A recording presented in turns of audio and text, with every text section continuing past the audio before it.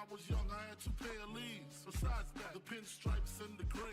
The one I wore on Mondays and Wednesdays. While niggas flirt, I'm throwing tigers on my shirt and alligators. You wanna see the inside? I see you later. They come the drama. Oh, that's that nigga with the fake. Wow, why you punch me in my face? Stay in your place, play your position. They come my intuition. Go in this nigga pocket, rob him while his friends watch it. And hoes clock it. Here comes respect. His crew's your crew, or they might be next. Look at they man, big man, they never try, so we roll with them, stole with them. I mean loyalty. Niggas bought me milks at lunch. The milks with chocolate, the cookies, butter crunch, 80 lunch, 80 lunch.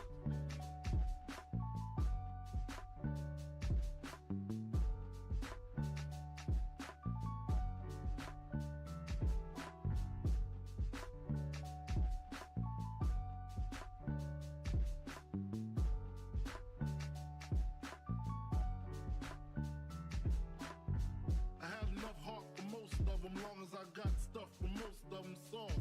Even when I was wrong, I got my point across. They depicted me the boss.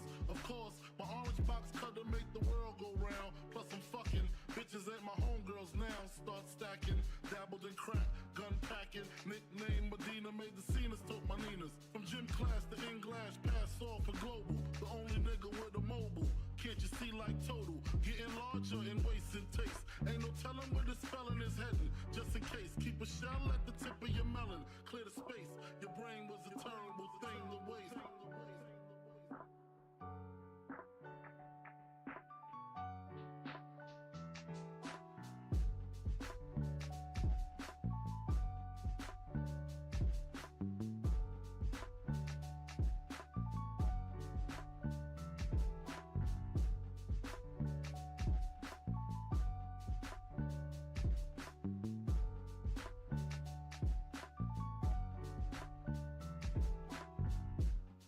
Realizing to master enterprise, and I ain't have to be in school by 10. I then began to encounter with my counterparts to how to burn the block apart. Break it down into sections. Drugs by these selections. Some use pipes, others use injections. Syringe sold separately. Frank the deputy, quick to grab my Smith & Wesson like my dick was missing. To protect my position, my corner, my layer. While we out here, say the hustler's prayer.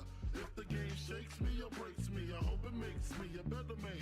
Take a better stand. Put money in my mom's hand. Get my daughter this college plan, so she don't need no man. Stay far from timid. Only make moves when your heart's in it. And live the phrase, sky's the limit. Motherfucker.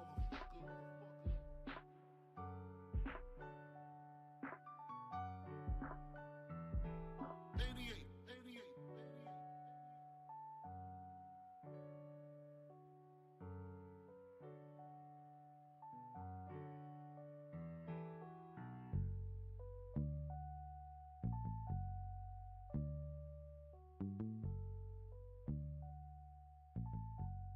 And live the phrase, sky's the limit.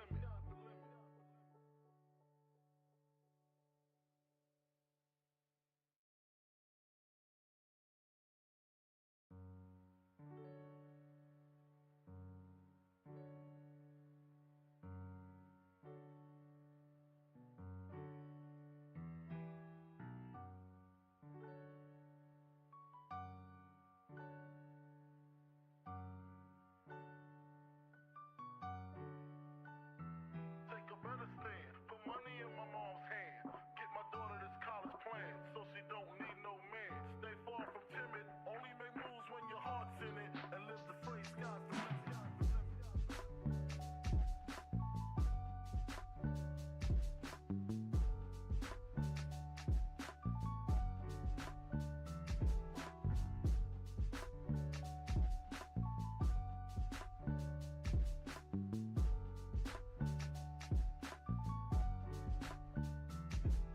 Never been as broke as me.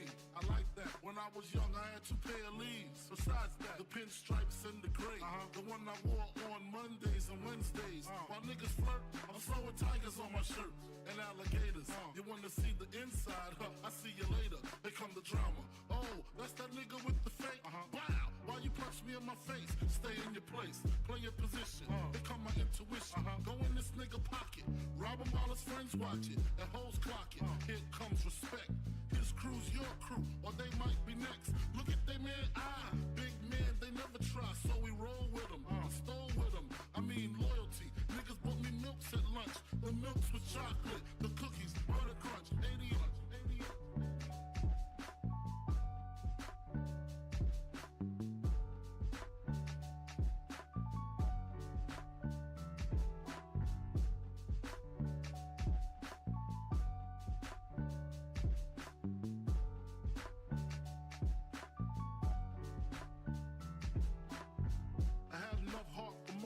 Long as I got stuff for most of them soft.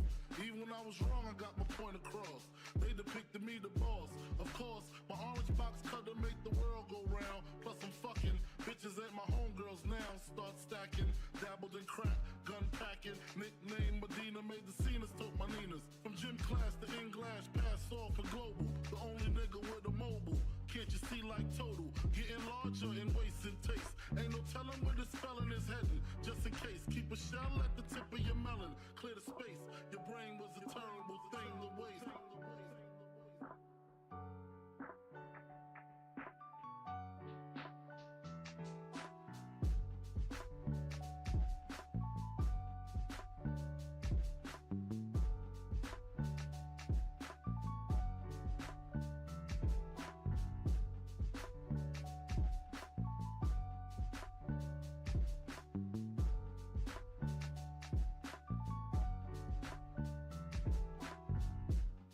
Realizing to master enterprise and I ain't have to be in school by 10. I then began to encounter with my counterparts on how to burn the block apart. Break it down into sections. Drugs by these selections. Some use pipes, others use injections. Syringe sold separately. Frank the deputy, quick to grab my Smith & Wesson like my dick was missing. To protect my position, my corner, my layer. While we out here, say the hustler's prayer. If the game shakes me or breaks me, I hope it makes me a better man. Take a better stand, put money in my mom's hand. Get my daughter this college plan, so she don't need no man. Stay far from timid, only make moves when your heart's in it. And live the phrase, sky's the limit. Motherfucker.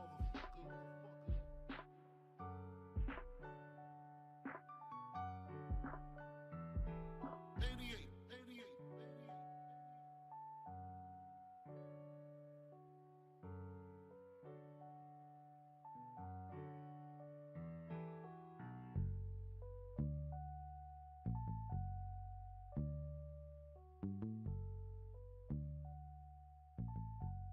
And live the phrase, sky's the limit.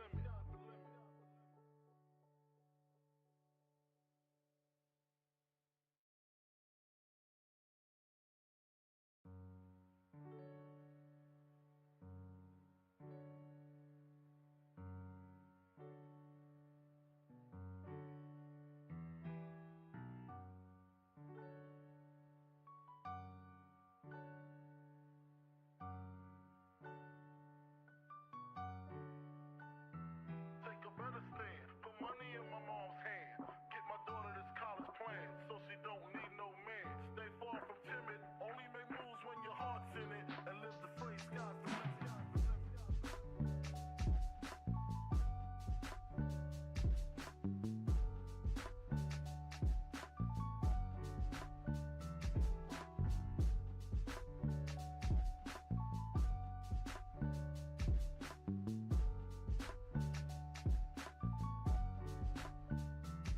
A nigga never been as broke as me. I like that. When I was young, I had 2 pair of leaves. Besides that, the pinstripes and the gray.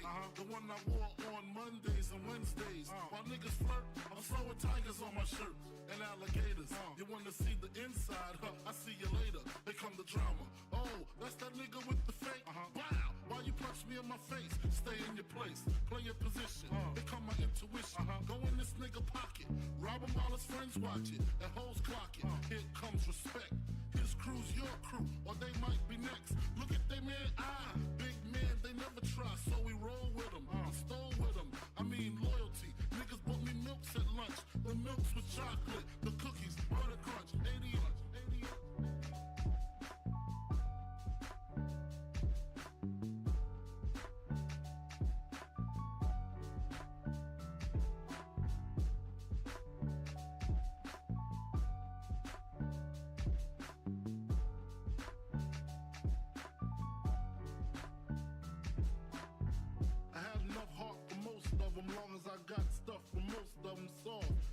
I was wrong, I got my point across. They depicted me the boss. Of course, my orange box cutter make the world go round. Plus I'm fucking bitches ain't my homegirls now. Start stacking, dabbled in crack, gun packing. Nickname Medina, made the scenes, took my Ninas. From gym class to English, pass off for global. The only nigga with a mobile. Can't you see like total? Getting larger in waist and taste. Ain't no telling where this felon is heading. Just in case, keep a shell at the tip of your melon. Clear the space. Your brain was a terrible thing to waste.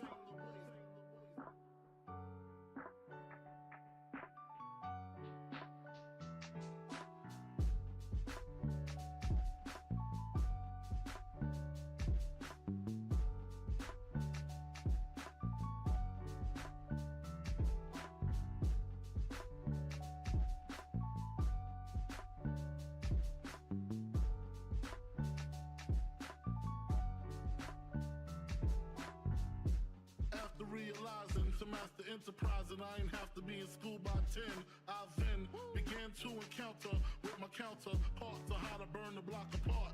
Break it down into sections, drugs by these selections. Some use pipes, others use injections. Syringe sold separately, Frank the deputy. Quick to grab my Smith & Wesson like my dick was missing. To protect my position, my corner, my layer. While we out here, say the hustler's prayer.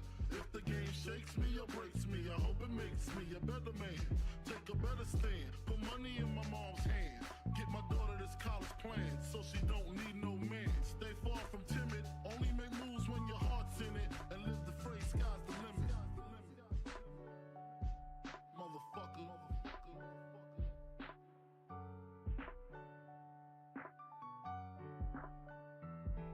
88.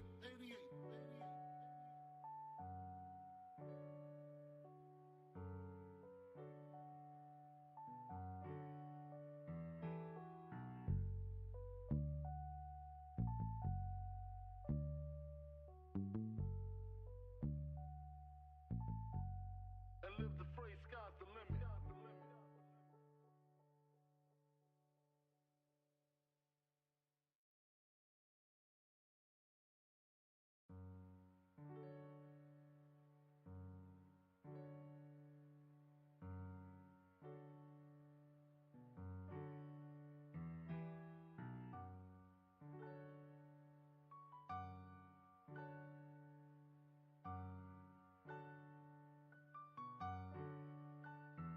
Take a better stand, put money in my mom's hand. Get my daughter this college plan, so she don't need no man.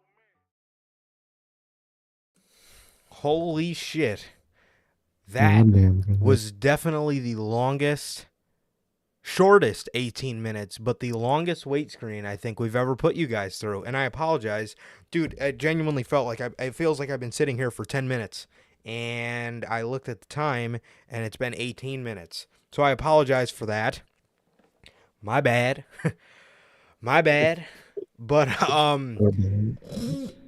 what is going on, everybody?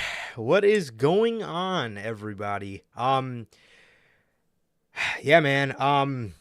Yeah, how the hell is everybody doing, man? This is a very, very special day. Yeah, how's everybody doing, man? I see we got some very obvious chats in the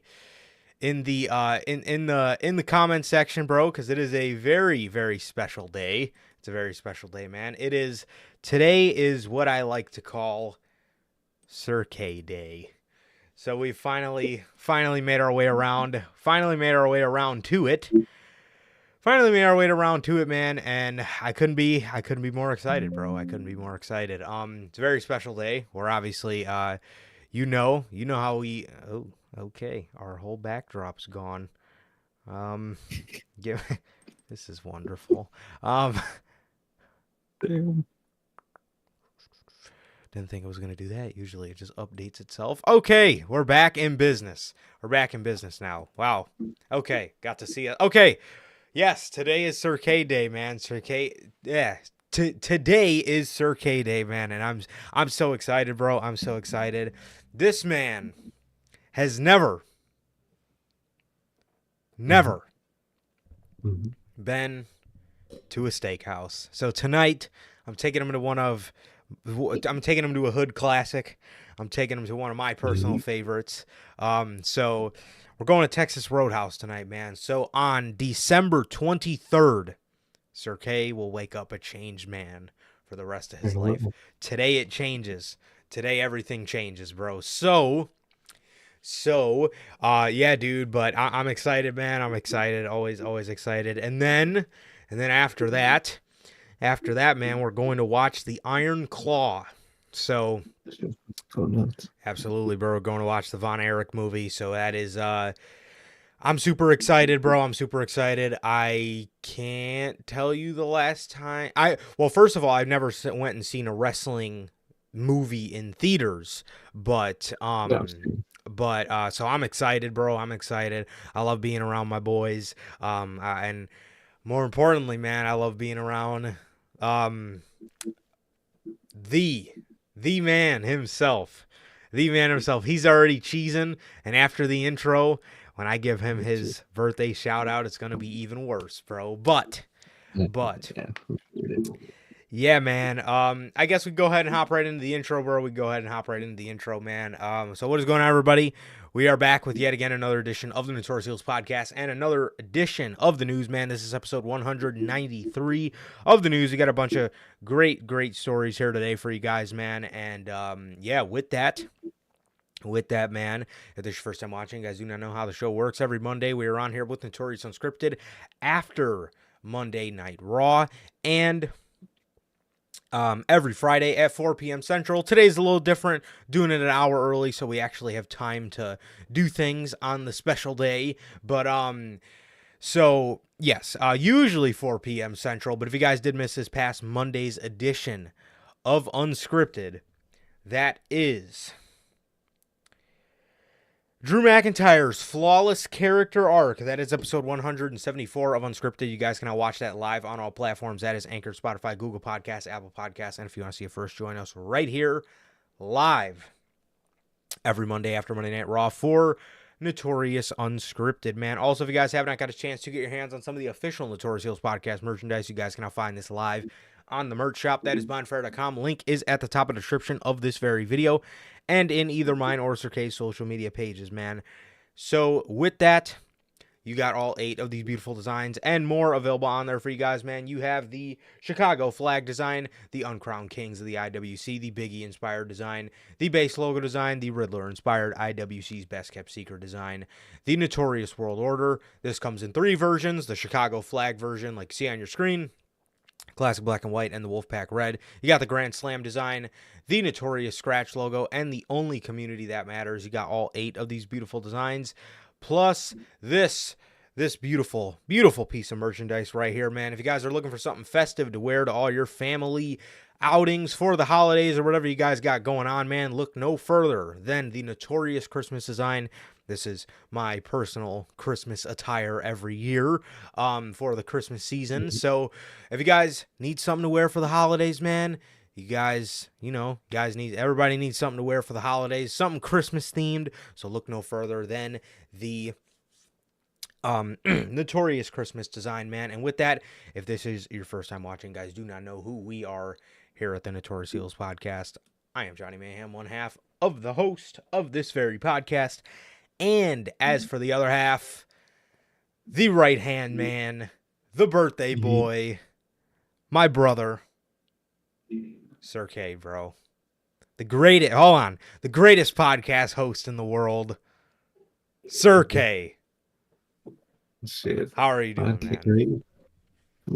I'm good, man. I'm good. Just chilling, man. Can't wait for today. Big day. We go to steakhouse. Can't wait for that. And we get to watch the Iron Claw. I'm hearing good things about it. I've heard with the Iron Claw, they toned it down a little from the real life events.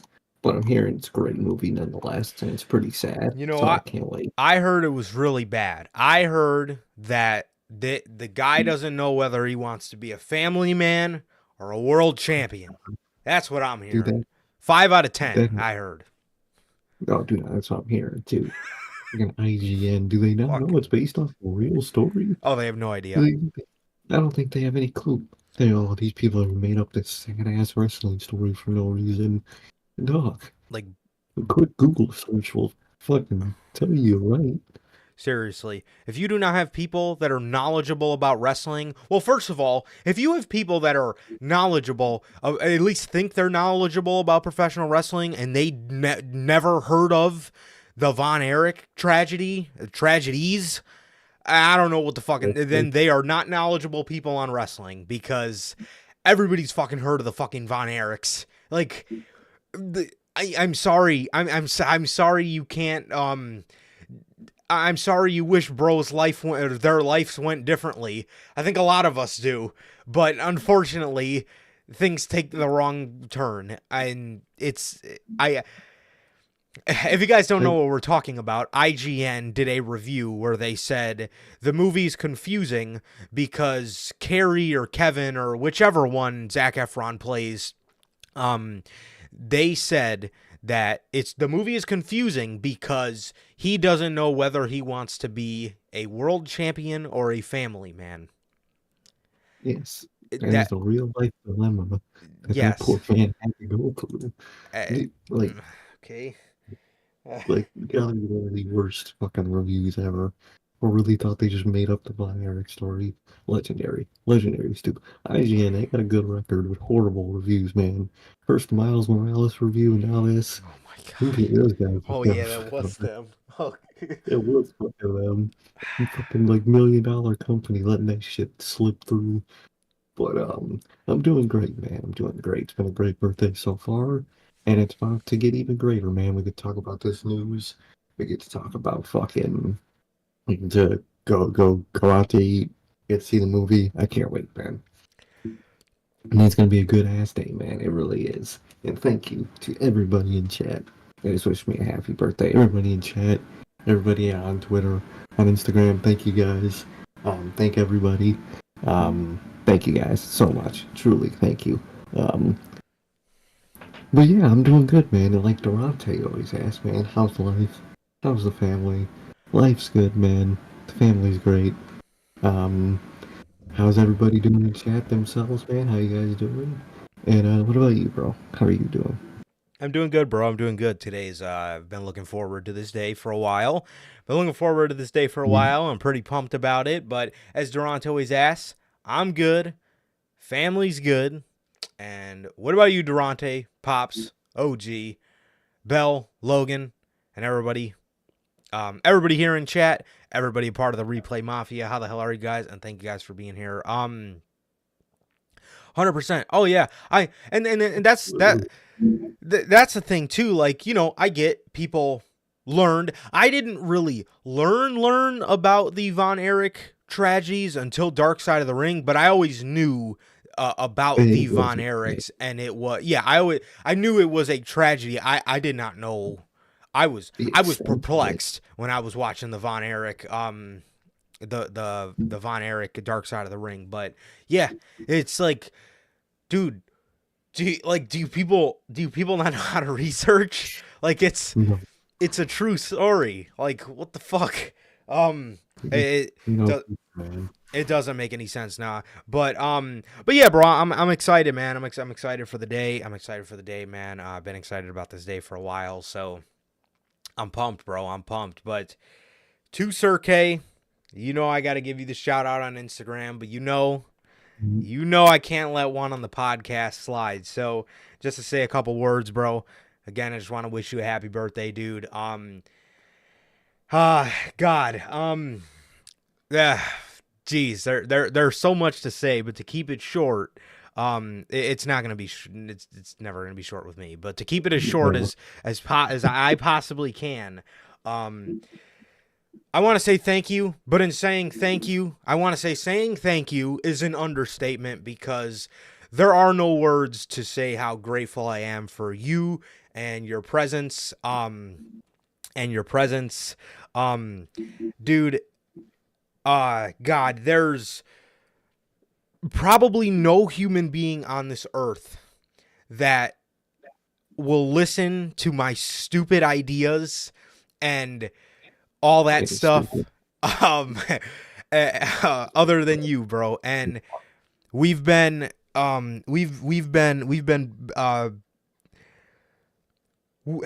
we were only best friends for a short period of time before I considered you my brother. But shit. dude, you've been the best friend, the best brother that anybody can ask for.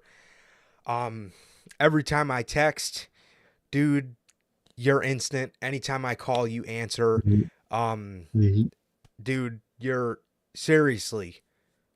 I try to tell you a lot as much as I can without sounding like Dax Harwood. I try to tell you a lot, but dude, you're so appreciated, bro. You're so appreciated. Everybody loves you. You are authentic. You are yourself. That is why we love you, and that is why I'm completely fine with never going to an AEW media scrum, because if that means you get to be yourself and crack your Tony Khan jokes, that is what we love you for. You're so authentic, dude. I couldn't have done this with anybody else. I mean, this is something I'm so proud of. And I know you are too. And this is this is something we love to do. And when I came to you with the idea 4 years ago, anybody else probably would have told me no. But not you, bro. Not you, man. You stood 10 toes down the whole time on this journey with me, bro. And it's been amazing. It's been an awesome learning experience. It's been awesome getting to grow with you, not only on the podcast, but as a human being. As a human being, you've taught me so much. You're always moral compassing me. You're always being honest with me and giving me your honest thoughts, and you matter so much, bro. You matter so much, dude. And you're seriously, I don't know who I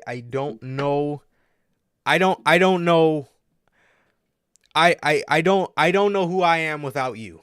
I don't know who I am without you. So that's I know I said it was going to be short, but nobody's going to fucking cut me off cuz this is our fucking show. But I don't know who I am without you, bro, and I'm not the person I am today without you, bro. So you deserve to feel appreciated. You deserve to feel loved. You are such a great person. You are a fucking fantastic human being. You have a huge heart. You know how to love, bro. You know how to love, and that's why we get along. That's why we get along, bro. You know how to love, and you do it so well, and it's never for a fucking second taken for granted. You're so appreciated, bro, and you deserve to have the best birthday, the best 22nd birthday that anybody can ask for. So let me hear it one more time. Happy motherfucking birthday to my brother, to my best friend, to my right-hand man, to the best podcast host that anybody can ask for, bro. You're so appreciated, man. You're so appreciated, man. You're the best, bro. You're the best. And don't let anybody tell you differently, man. Thank you, man. You too, man. Truly, I don't know where the fuck I'd be without you. I appreciate you fucking so fucking much, dude. I don't know where I'd be without you, man. And thank you, dog. Thank you so much. I love you too, dog. Absolutely, bro. Absolutely. So happy motherfucking birthday to the GOAT. And if you think that's the last time I'm going to tell you happy birthday today, you're sadly mistaken, because we got a whole fucking day ahead of us, bro. And now that I got a little bit of C4 in me, I'm probably going to be hulking up and tingling all night. So let's fucking go. Man took a C4. Oh, God. As long as the waiter doesn't know it's my birthday, you can stay it all night. I don't know, man. It might make you get on that saddle and shit. Oh, yeah. Don't they do that shit? They do. I had to do it one time. Oh, nah. My dad laughs. My dad and my mom and my grandma laugh about this story to this fucking day. But it was the most. It was my birthday when I was in 7th or 8th grade. I know I had the mohawk, so it was one of the two. Okay. motherfucker, I had to get on that fucking saddle, and it was the most embarrassing moment of Oh, my life. It was oh, I know horrible. it would be too for me, dude. Fuck that It shit. was That shit was it was so embarrassing, dude. It was so fucking embarrassing. ragdoll. Ugh. Fucking A. But thank you, and thank everybody. Thank you all in the comments. Thanks for my second parents. Love you guys too, man. And love you all. Thank you guys so much.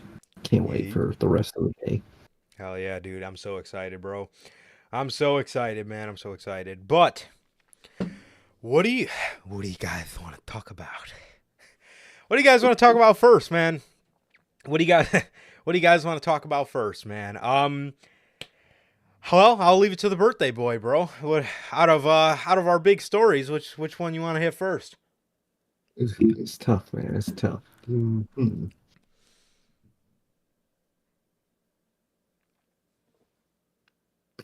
I mean, you know how indecisive I am. I don't know if you want to let me pick. I'm probably the most indecisive person on the planet. All right, well, let's talk That's my about birthday wish. Don't make me pick. let's talk about huh. Let's talk about Mercedes. Let's talk about Mercedes Moné. Hey, my name. God. All All right, man. Mercedes Moné. According to Fightful Select, Mercedes Moné, formerly known as Sasha Banks, has a very high asking price. She has a very high asking price and is demanding a lot of money to sign with the WWE. This amount exceeds Charlotte Flair's new salary. This is not only pissing people off, but this is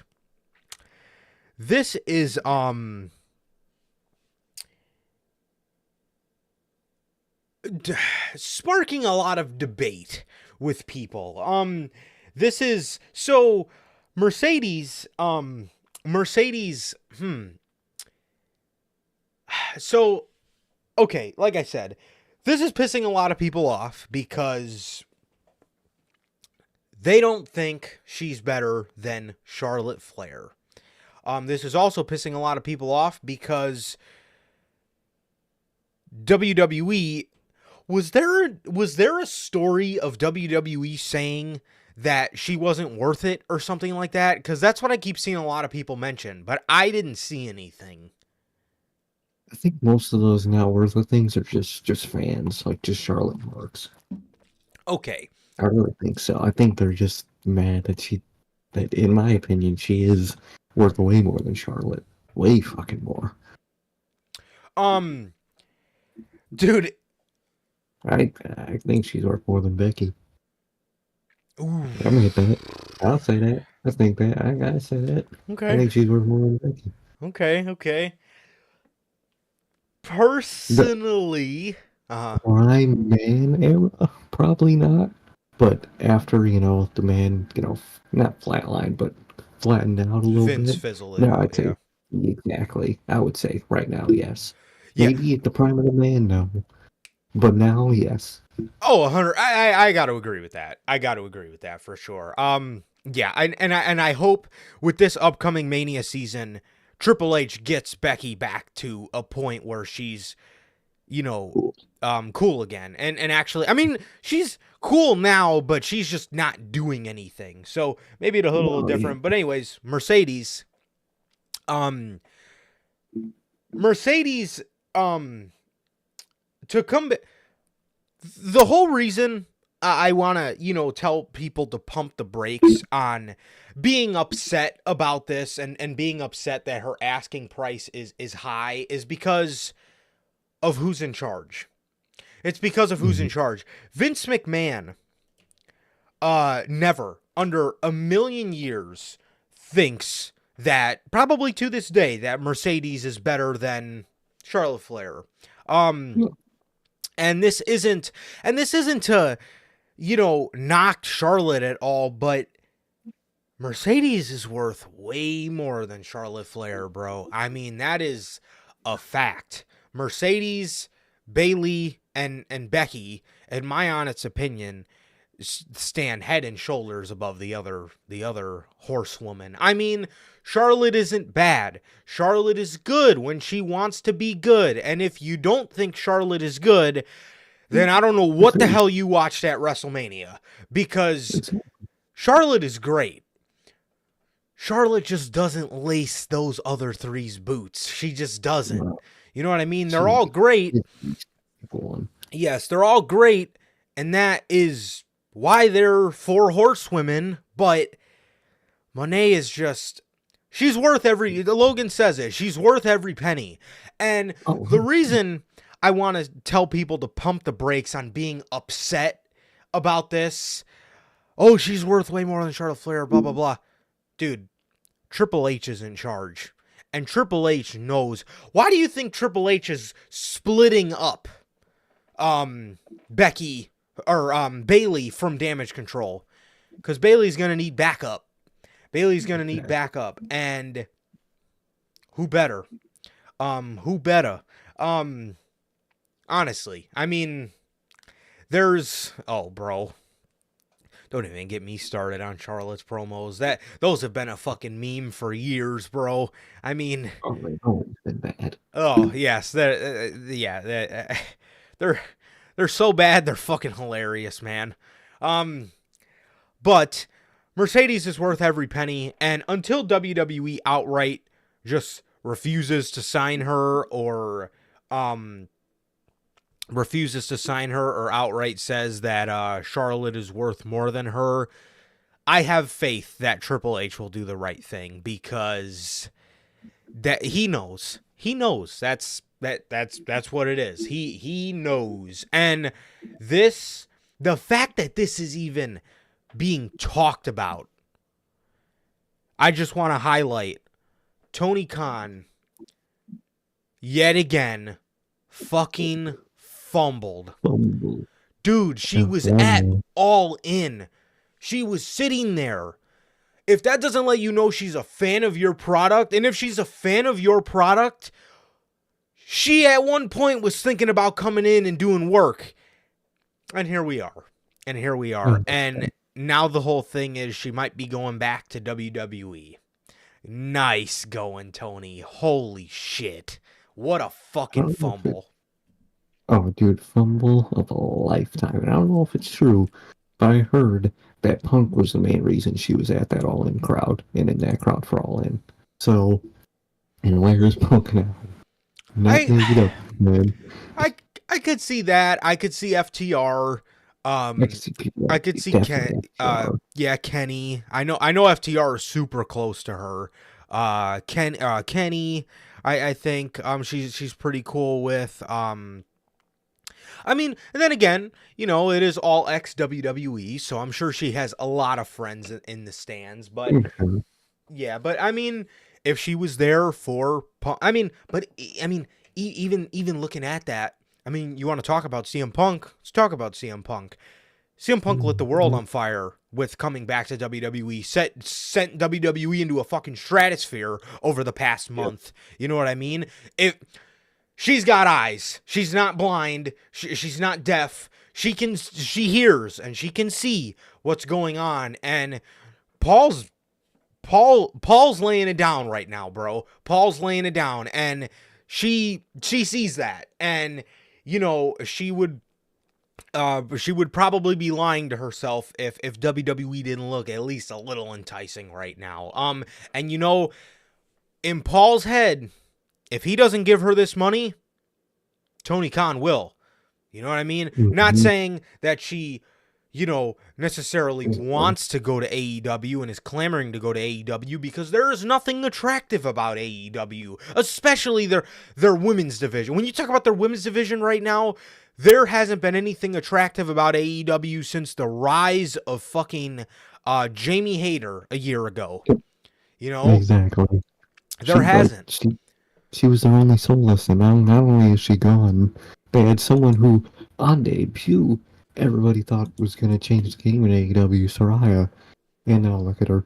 fucking losing to Riho in fucking random ass qualifying matches and shit. Yep. It's what happened to this fucking women's division. It went under. Why would you want to go here? But if that's where the money is, that's where Mone is, and I respect it. 100%, bro. 100%.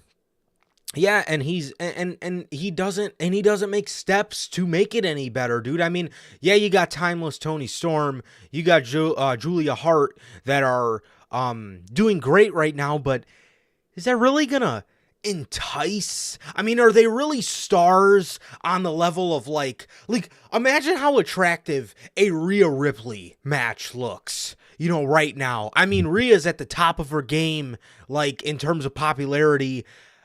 She's fucking doing great. She's a fucking megastar, and her women's title reign's been mid as fuck. Like, that just goes to show how important her star is, and that really goes to show on how great WWE is at making stars. If they want you to be a star, you could be a star. I could walk into fucking WWE right now, little fucking 5'10" me. I could walk in to WWE right now. If they wanted to make a star out of me, they can make a fucking star out of me. They can do it with anybody. You know what I mean? They can, yeah, people say it's a machine. It's a very well-oiled and very successful machine. It'll fucking turn you out to be anything they want you to be. Yes.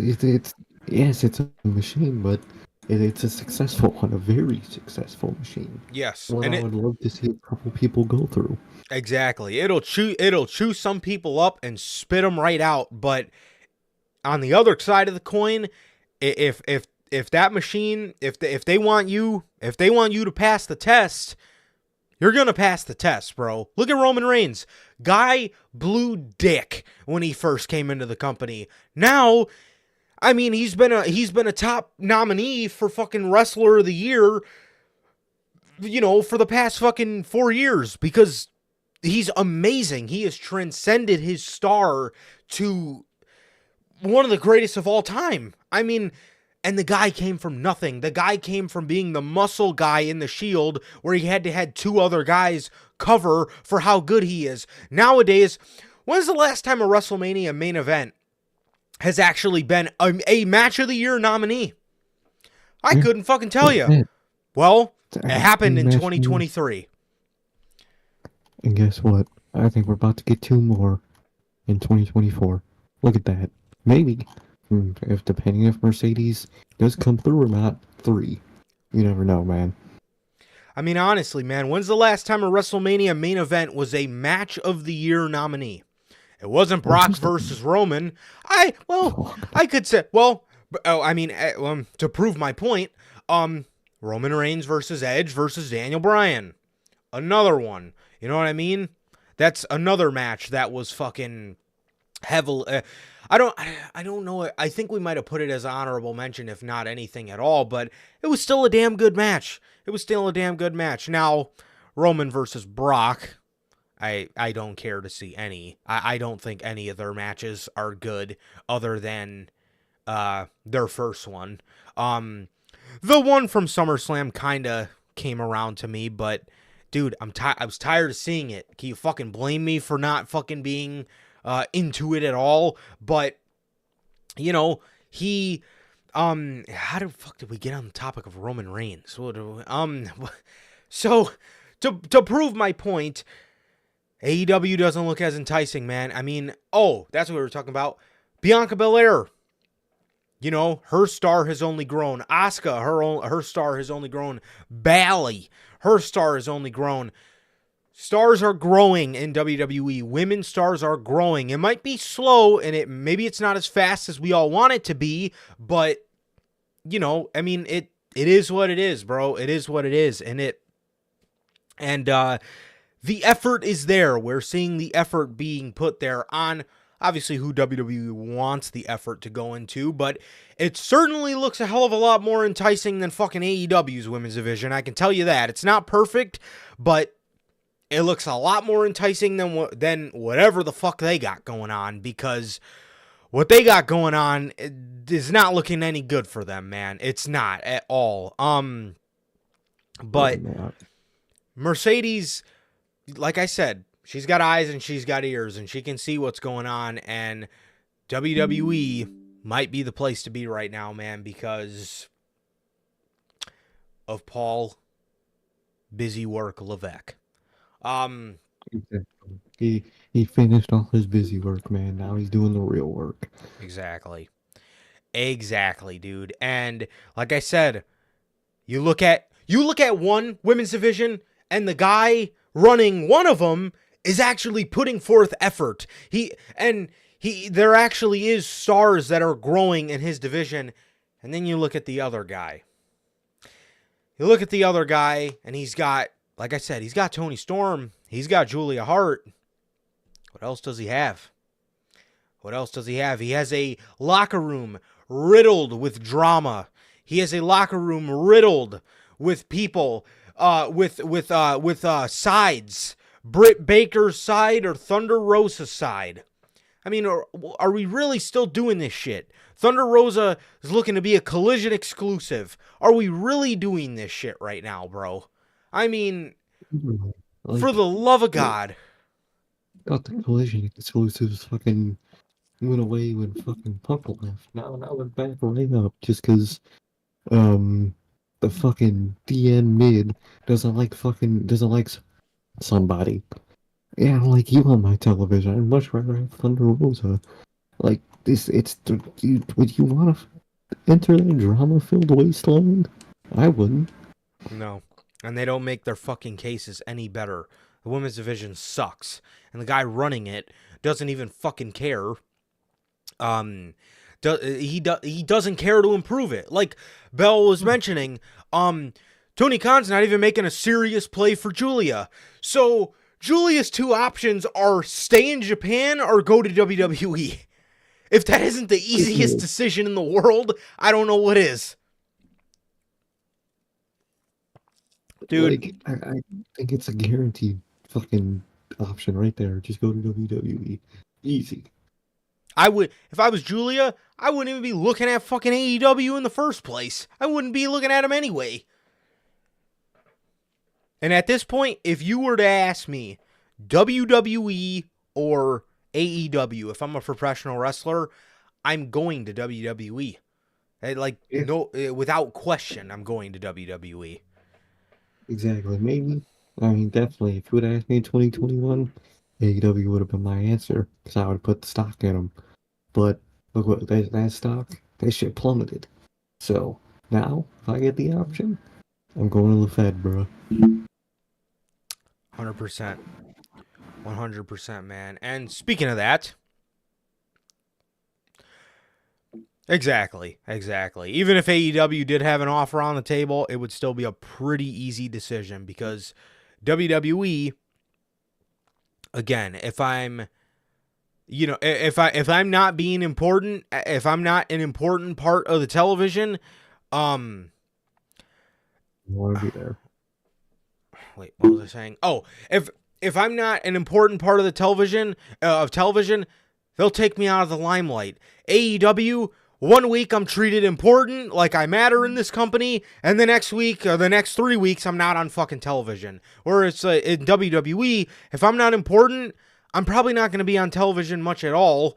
And then when it is my time, I'll actually get a rocket strapped to me instead of getting a fucking, it's not even a rocket, it's a firework. It goes up and it's fucking awesome, and then it comes down and you don't fucking hear about it ever again until you light another one up. The rocket just keeps going, you know? So with that, according to, speaking of, Bell's request, according to Wrestling Observer Newsletter, AEW has never made a serious play for Julia and has had no conversations with AEW and is not considering them. It's WWE or staying in Japan. Like, what is wrong with this company, man? Do they not want to improve?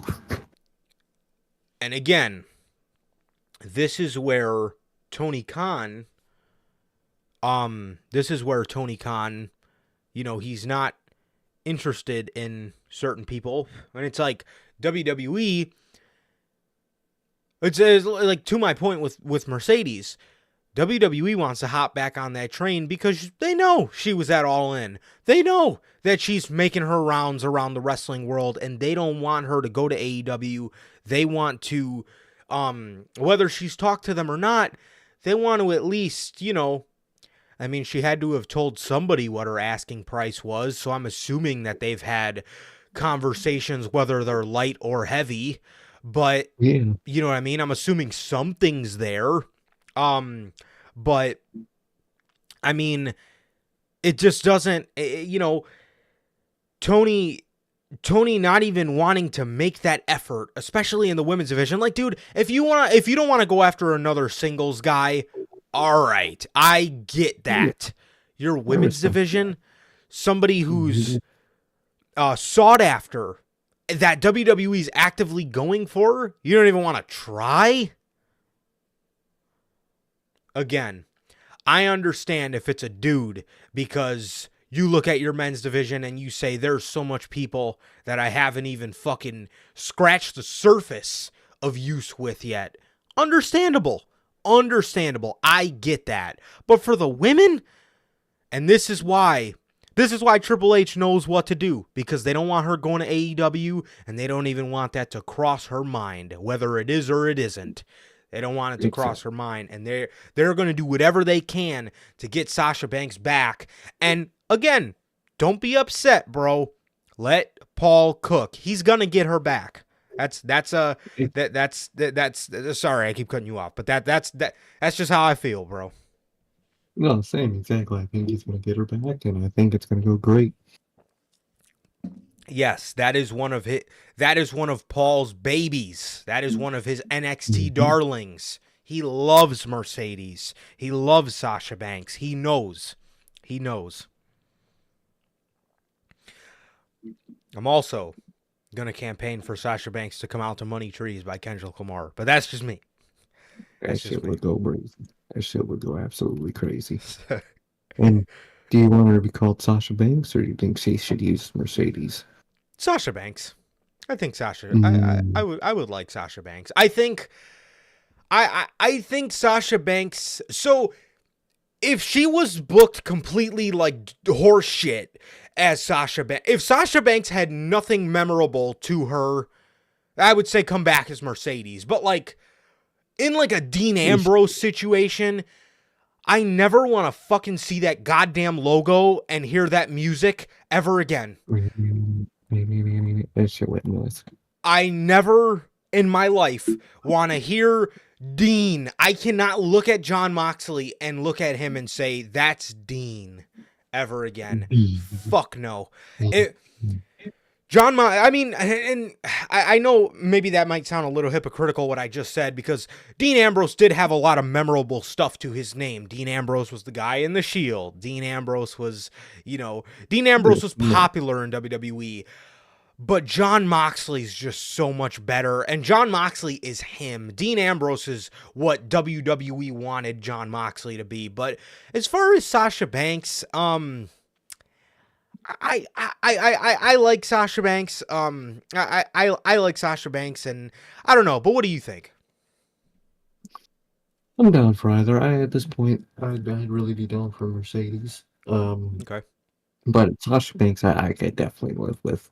But like, I'm never calling that man Dean Ambrose. No. And I agree with Logan too. Zack Ryder. 100%. He is not Zack Ryder anymore. He is not. That name is dead. Dude. So, Matt Cardona is it. Matt Cardona is easily the John Cena of the Indies. He always makes the joke, and it's true. He's the fucking John Cena of the Indies right now. And I'll tell you what, bro. Him being released was the best thing that ever happened to him, because I always loved Zack Ryder because I thought he was just a pioneer for his game, getting himself over. And I always felt bad for him in that regard because WWE treated him like shit for it. But I've listened to interviews with him, and he stands on his business. He's that kind of guy. He stands on his business. He's always said, if I go back to WWE, Creative's going to be right, and Steph's got to come with me. And if not, then I'm going to keep killing it on the indies, because that's what, that's awesome. That's awesome, because he could easily be that kind of guy to just chill out right back to WWE, but that's not it. And that's why I keep saying, like when people wanted him to come back to the Raw after Mania, don't do it. Keep building that equity, bro. Keep building that equity on the indie scene. Keep getting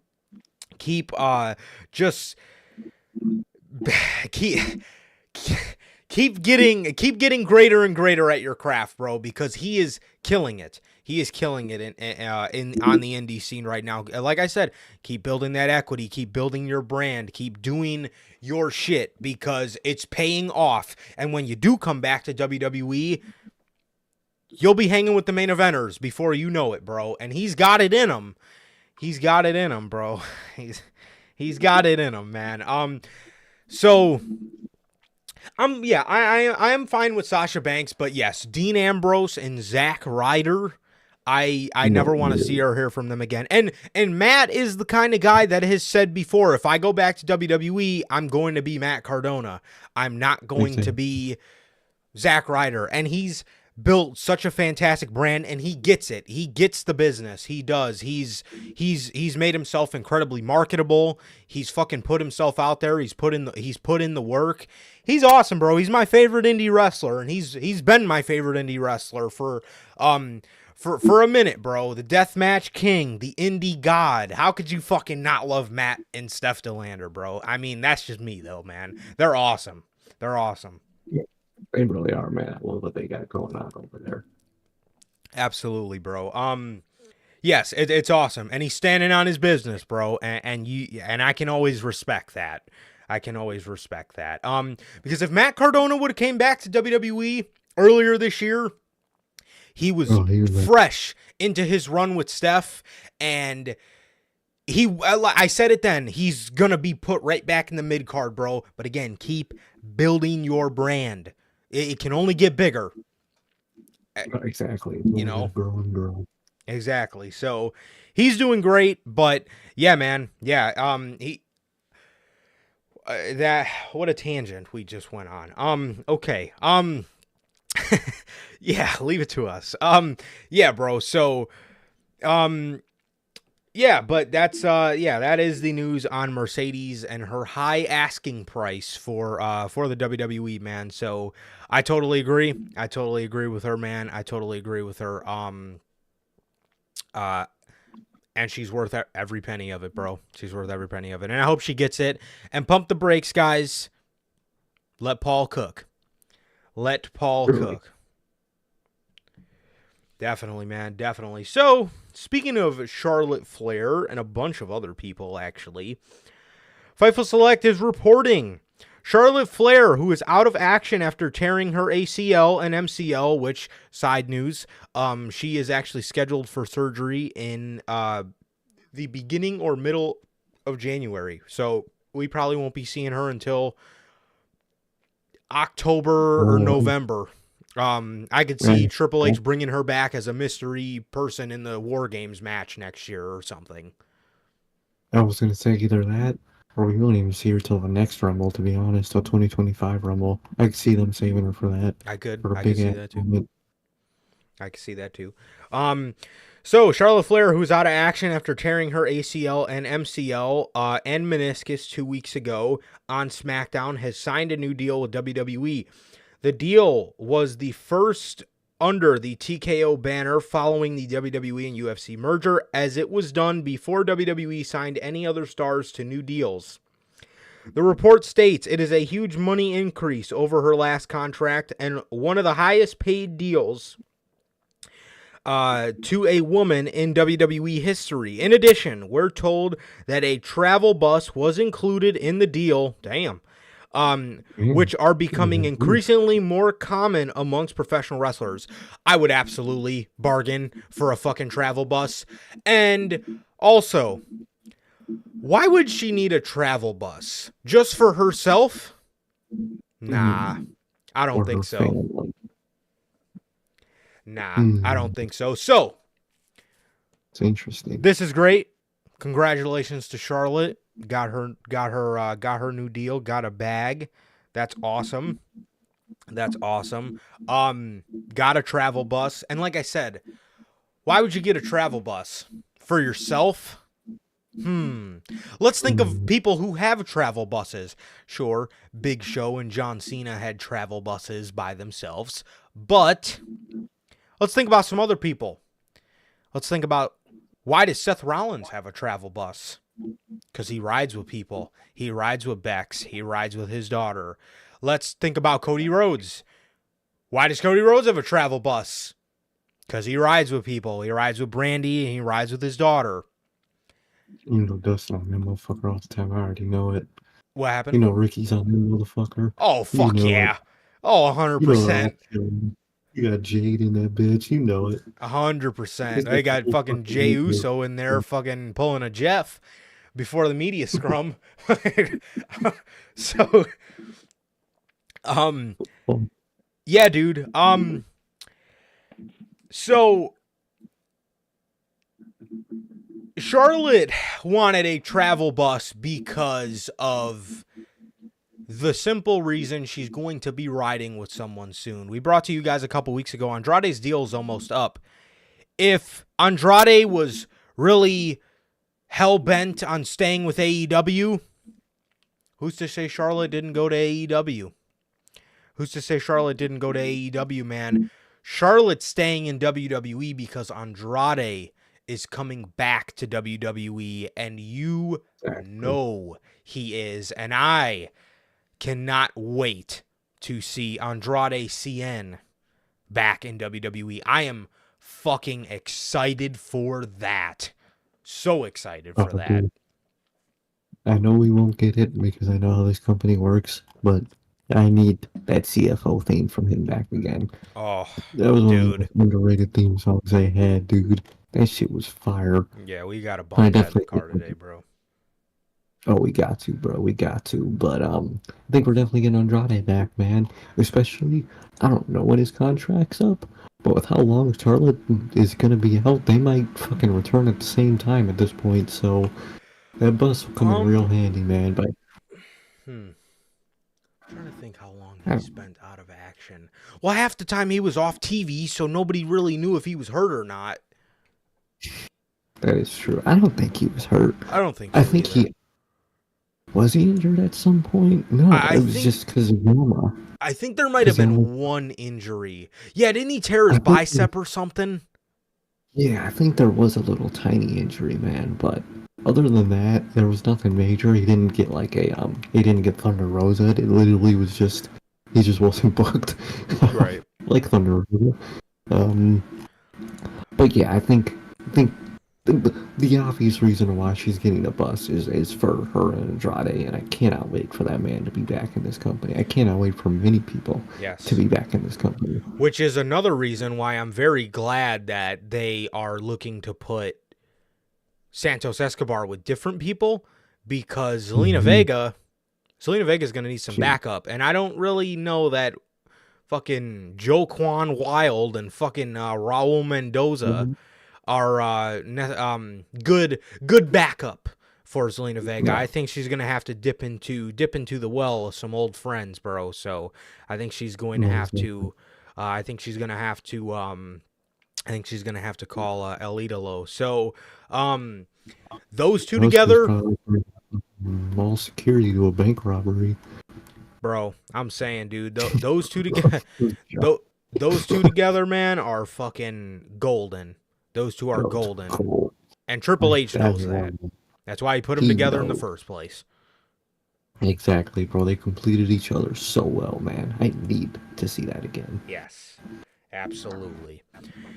Absolutely, bro. So,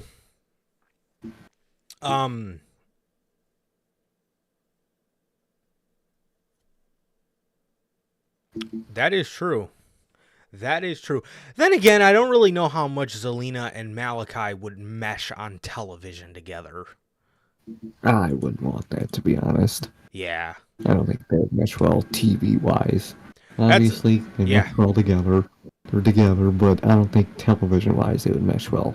That's another one, too. And when Malachi Black comes over, because you know he will, I really don't think the other two are far behind him, because one is married to Rhea Ripley, and the other one might just say, oh, fuck it. Well, my whole group's going, so I might as well, too. Might as well, fuck it. Exactly. Might as well. And, you know, Buddy's got to get that look back on Dom. He's going to want to come back there. So, I think that we'll is see going that to whole be group. the funniest fucking interaction ever. Oh, that's going to be memed. Oh, bro, oh, God. Oh. Fucking dude, I need Buddy Murphy and Dominic Mysterio, bro. I need that shit. The main and the side. I need it. Oh, dude, absolutely hilarious. Her fucking Rhea's main man, and then Buddy's just standing there. What was just sitting there watching? So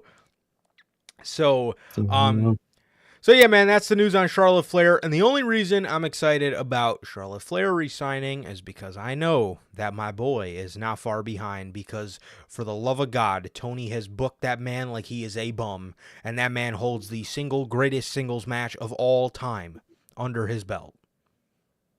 He really does, man. And it doesn't feel like it. And it's tragedy. Seriously, bro. Speaking of the Four Horsewomen, it was reported yesterday by PW Insider that Bayley has signed a new multi-year deal with the WWE. Also, Charlotte's deal, as well as Bayley's, look to be 5-year contracts. So WWE's handing out the bag, bro. This is another one I'm excited for. She deserves it. And I'm excited to see her in WWE for years to come, dude. I think Triple H loves her. He's about to give her a killer ass babyface run. Yeah, she's another one that's worth all the money, and I hope they paid her at least close to what they paid Charlotte, because Bayley is worth it. Exactly, man. Exactly. I hope they did, because she deserves it, man. I cannot wait to see her 2024 year. I think it's going to be fucking phenomenal. Absolutely. Absolutely, man. Absolutely, man. Speaking of Dominic Mysterio, WWE has reportedly signed Dominic Mysterio to a long-term 5-year deal. This is another one, man. He really he improved a lot this year, and I will be the first person to tell you, dude, the first couple years of Dominic's career, I thought he did good in his very first match, with Seth. I thought he did okay for somebody who's never had a match before. I thought he did all right. This year, I wish you guys would have seen the look on my face when I was watching him wrestle Dragon Lee. I was perplexed, because I was like, wow. Like, I mean, he's not fantastic, dude, but he's coming along. He's coming along, and I'm happy for him, man. Half of your guys that put on weekly bangers or whatever, fucking put on weekly bangers and fucking matches that make no sense. Those guys don't even fucking sniff the crowd reactions that Dominic gets. And it's an awesome thing, and he deserves it, and he's another one I'm happy for, and I'm excited to see what he does within the next 5 years. He's a great heel. No, exactly. He's phenomenal. He improved like crazy. I hated his ass at first. Yes. I thought that man blew so much, because he did when he came in. Mm-hmm. But he found himself, man. He really found himself as a heel, and I'm glad he got re-signed, man. I cannot wait to see how he evolves even more. Yeah, 100%. 100%, man. I'm excited for him, man. And to my point, if they want to make you a star, and you're going to be a star. Exactly. All right, speaking of the Mysterios, Dominic's father, Rey Mysterio, according to PW Insider, Rey Mysterio has signed a new deal with the WWE, and it looks to be a 3-year deal. Obviously, Rey's not going to sign a 5. I mean, I could see him signing a 5 because, WWE will probably... this contract turn it probably over. won't be honored all the way through anyway. They'll probably either switch him to a Legends deal, or he's just going to get switched to a Legends deal after the 3 years anyway. So, you know. No matter what, he's only going to probably wrestle for like 2 more years, year and a half, 2 years anyway. But yeah, it's Ray resigned. That's good, and I can't wait to see. I mean, I can't wait to see it end. But you know what I mean when I say I can't wait to see it end. It's going to be a sad You're way. excited you're excited for the Ray's last ride. Yeah. Exactly, that's what I'm excited for. His last ride, man. So I can't wait to see how it goes, especially with the people coming back. We better get Rey Mysterio and Andrade before that man retires. We have to. I don't care. That man could fucking want to retire, just not wrestle for like half a year, and then just wrestle him because I just need that fucking match, dog. I really do. Those guys carried SmackDown with their fucking matches back in 2018. Those were so good. And now that shit, but with Triple H booking, I need it. I fucking need it, dog. Dude, if Vince McMahon let them go out there and cook, bro, imagine. Fucking Vince McMahon was letting them pull out Canadian destroyers on each other. That's not Vince shit. Yeah, seriously, man. It definitely would have been fun to see Ray in AEW a couple years ago for sure, but you know, I understand. He wanted Ray's a visionary, bro. Ray's a visionary. He did go back to WWE specifically so they can help Dominic. So that's crazy, man. That's crazy that's crazy how things work out, because if he was in AEW, Dom would be Brock Anderson right now. I was just gonna say that. Imagine if Dom started off in AEW and was still there. Oh my god, he'd be one of the worst fucking acts ever. 100%. He would literally be Brock Anderson. He would come out, people would talk about his dad and not give a flying fuck about him, not give a fuck if he's improving, and that would be the end of it. Literally. He looks just like his dad. No shit. That's his son. Like what? I fucking hope so. Like what? The fuck? Like same thing with fucking Brian Pillman Jr. Oh, he looks just like his dad. No fucking shit. Excalibur, Homicide, no shit.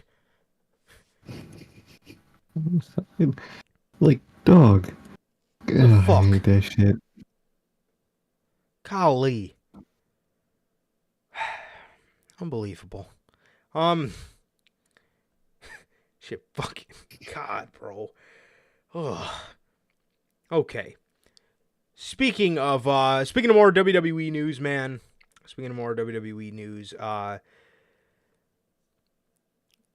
Well, talking about Dominic, talking about how Triple H cooked with Dominic.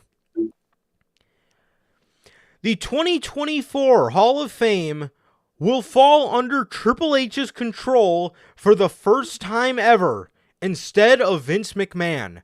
Speaking of letting Paul cook, I'm excited, bro. I'm excited. I think Triple H is going to put some really cool names in here, man. I mean, he facilitates a lot of the cool names we've seen thus far. Like last year, we got to see Muda. Many years ago, we got to see Liger in the WWE Hall of Fame. We got to see these people because Triple H facilitates a lot of these things, and that's when WWE's at their best. Triple H is a professional wrestling lover, and he's gonna put people in the Hall of Fame, bro. Even if majority of their best bodies of work come from outside of WWE, he loves honoring careers, and that's why we fuck with Paul Levesque, bro. Exactly. He gives that respect, man, and that's why he gets it. Yes. Okada about to receive the craziest text messages of his life. That's what I got. Guess what I got? Who is this? This is Paul. He just sends a picture of himself. Oh my god. It's me. He just sends a fucking picture of him doing the pose with no one next to him. Shit, this could be you. Oh my god. At the Hall of Fame. Fucking Looking for instant. someone to stand next to. No, I'm excited. I'm curious to see who he's gonna get, and I'm curious to see how he's gonna format it. I'm really curious. I hope. I don't know, because he doesn't really. I mean, he doesn't officially do it, but I can tell he low-key does the business side a little bit. I hope he does like cool location and not just fucking at SmackDown. Yeah. Yeah. I mean, I like how they used to do it like a couple years ago, like how they had a stage and it just looks like a, it just looks like a ceremony. You know what I mean? Because that's what it is, It's literally it's a Hall of Fame ceremony. Yeah. Treat it like a fucking ceremony. Yeah, for real. For real. It makes it feel more special, dude. It doesn't make it doesn't fucking, it's not supposed to feel like I'm getting fucking inducted on SmackDown, But yeah, man. So I'm excited for Paul to cook on the Hall of Fame, man. I'm really excited for him. Speaking of Paul cooking or lack thereof, according to a report from Fightful Select, Chelsea Green could be lined up for a singles push following WrestleMania. A source told Fight fans Chelsea Green may be in store for a push of some sorts after WrestleMania 40 leading into the summer. I don't have full details right now, but she is one heavily considered for a push in 2024. I see it. I know they like her, and she's a really good talent. Yeah, just give her a new gimmick. I don't like the Karen, I need your manager gimmick. Let her be Chelsea Green, and I'd be down.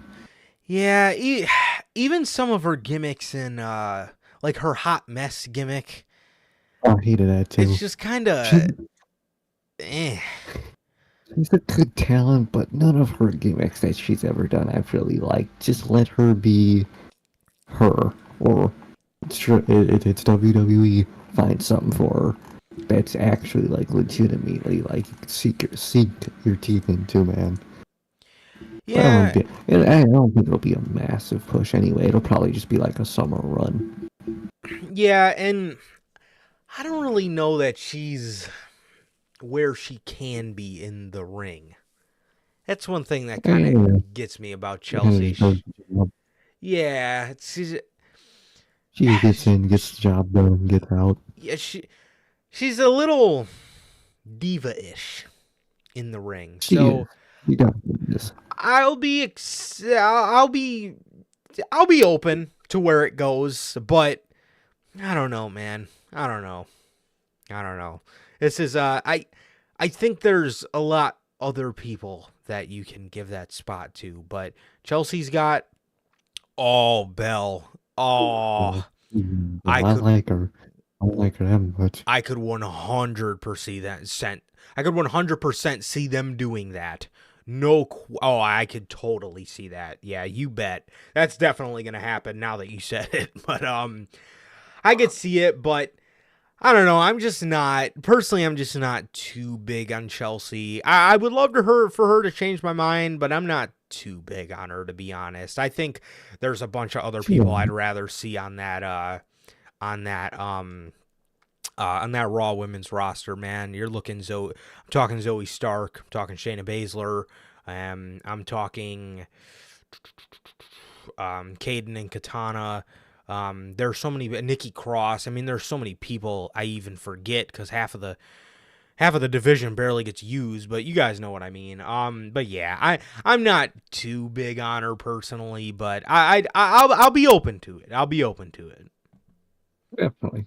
I'm not opposed, but I am working for it. Definitely, man. So, more women's news. Liv Morgan. Ooh. Eek. Liv Morgan, real name Gianna Daddio. Wow, that's really her last name. Was arrested on December 14th in Sumter County, Florida. Morgan was arrested for possession of marijuana, less than 20 grams, and possession of drugs, possibly synthetic cannabinoid. After a traffic stop, she was booked at 7:22 p.m. and released on bond at 10:04 p.m. Bond was listed for $1,000 for possession of marijuana and $2,000 for possession of possible synthetic cannabinoid. WWE and Liv Morgan have not publicly commented on the incident. Morgan was active on social media Friday evening, reacting to a fan tattoo. Sean Sapp then provided an update behind Fightful's paywall about Liv Morgan's situation. Internally within WWE, she was busted for weed, but there's no heat on her. We're told that there is absolutely no heat on Liv Morgan following the arrest. Liv Morgan has been on WWE TV. Liv Morgan has not been on WWE TV, did not alter creative plans, and was honest about the situation. There's no issues with her whatsoever on WWE. WWE staff member said, everybody liked Liv before. Everybody still likes Liv. We'll get all our jokes off. And she'll get hers off, and nobody will be thinking about it soon enough, one top talent told Fightful. And that's the best way to go about it, man. Laugh it off. It is what it is. I know WWE's not as strict with their marijuana policies anymore. So it is what it is. Mistakes are made.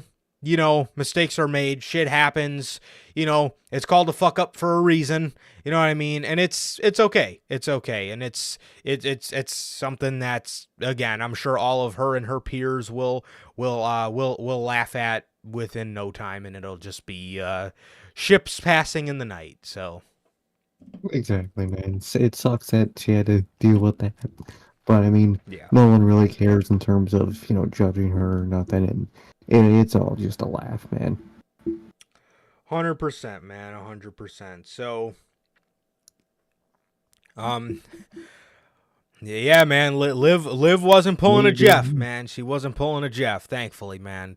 Thankfully, this was 7 o'clock p.m. and not 9 a.m. in the morning. 9 in the fucking morning. Legendary. Jesus. That one's up there, dude. Horrible things, they're just legendary. That's absolutely insane. Yeah. Speaking of more WWE, we got some new signings. Maddie Rankowski and Brogan Finley have both signed WWE NXT deals. Brogan Finley is another son of Fit Finley. We all know David Finley from New Japan. And Brogan, I guess, is another one. And I will say his children look nothing like him. David does not look like him at all, and Brogan does not look like him at all. So they gotta look like their mother. They have to. Just want to throw that out there. But WWE signed these two indie talents. I can appreciate we're going back to signing indie talents. But yeah, Maddie Rankowski is a former NWA Women's Tag Team Champion. And she is expected to soon join the WWE Performance Center. She's previously been on AEW Dark, and she joins Brogan Finley in committing to WWE NXT, signing a notable deal to be on the NXT roster.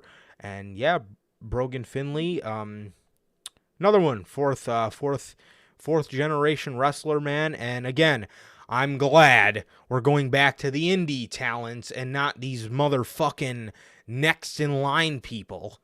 Like, these people suck. I mean, don't get me wrong. We got our Kurt Angles. We got our Bianca Belairs. We got our John Cenas. We got a bunch of great people that don't come from the wrestling world.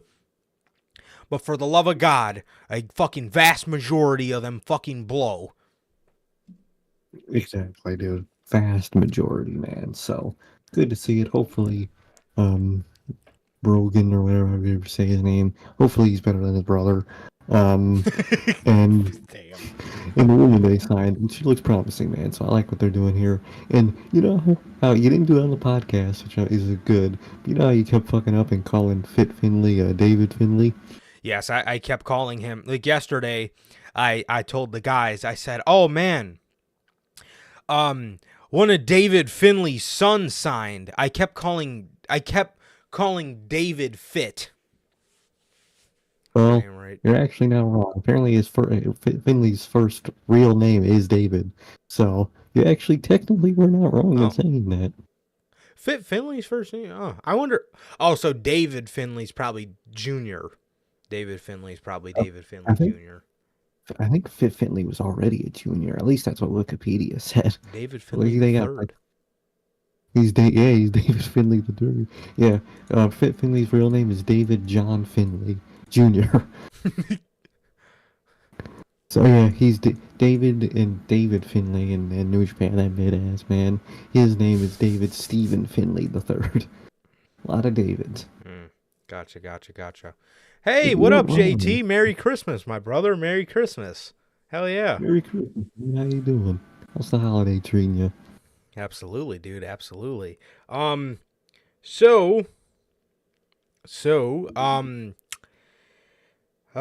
man. So that's the news on WWE and their newest signings. Speaking of the opposite of signings, as of today, these performers have officially become free agents and are able to work wherever they want. Mustafa Ali, Dolph Ziggler, Shelton Benjamin, Matt Riddle, Aaliyah, Rick Boogs, Dana Brooke, Elias, Ulyssa Leon, Mace, Mansoor, Riddick Moss, Emma, Shanky, Dabba-Kato, and Top Dollar. We've seen a Dolph Ziggler promo from, I'm assuming, his house. Seemed pretty good. I know a lot of people are pulling for him to go to AEW, and hopefully we will see him at World's End. I'm very excited for that. Top Dollar, I'm hearing, had a pretty cool entrance in GCW, so that's awesome. And Shelton Benjamin teased being a member of Suzuki Gun, which is pretty cool for him. Matt Riddle, bro. Matt fucking Riddle is facing Jacob Fatu. I know he's going to go on a little indie run before he figures his shit out, which is awesome. I heard AEW doesn't want him, so he's going to be working the indies. He's going to do MLW, which is awesome, going to work with Jacob Fatu. Let's go. You know what I mean? I love how these wrestlers, dude, you don't got to be in a major company, bro. Run those indies. Run it, bro. Run it. Build that stock. Build your brand. Run it. Build that equity, man. Build that fucking equity. Yes. Exactly. Build that shit up and fucking make them want you again. That's one thing I hate, bro. Every time people get released, everybody... He's got to go to AEW. He's going to either go to AEW, Impact, or New Japan, blah, blah, blah. Not all of them have to, bro. Wrestling is so healthy right now. You got AAW, GC. So,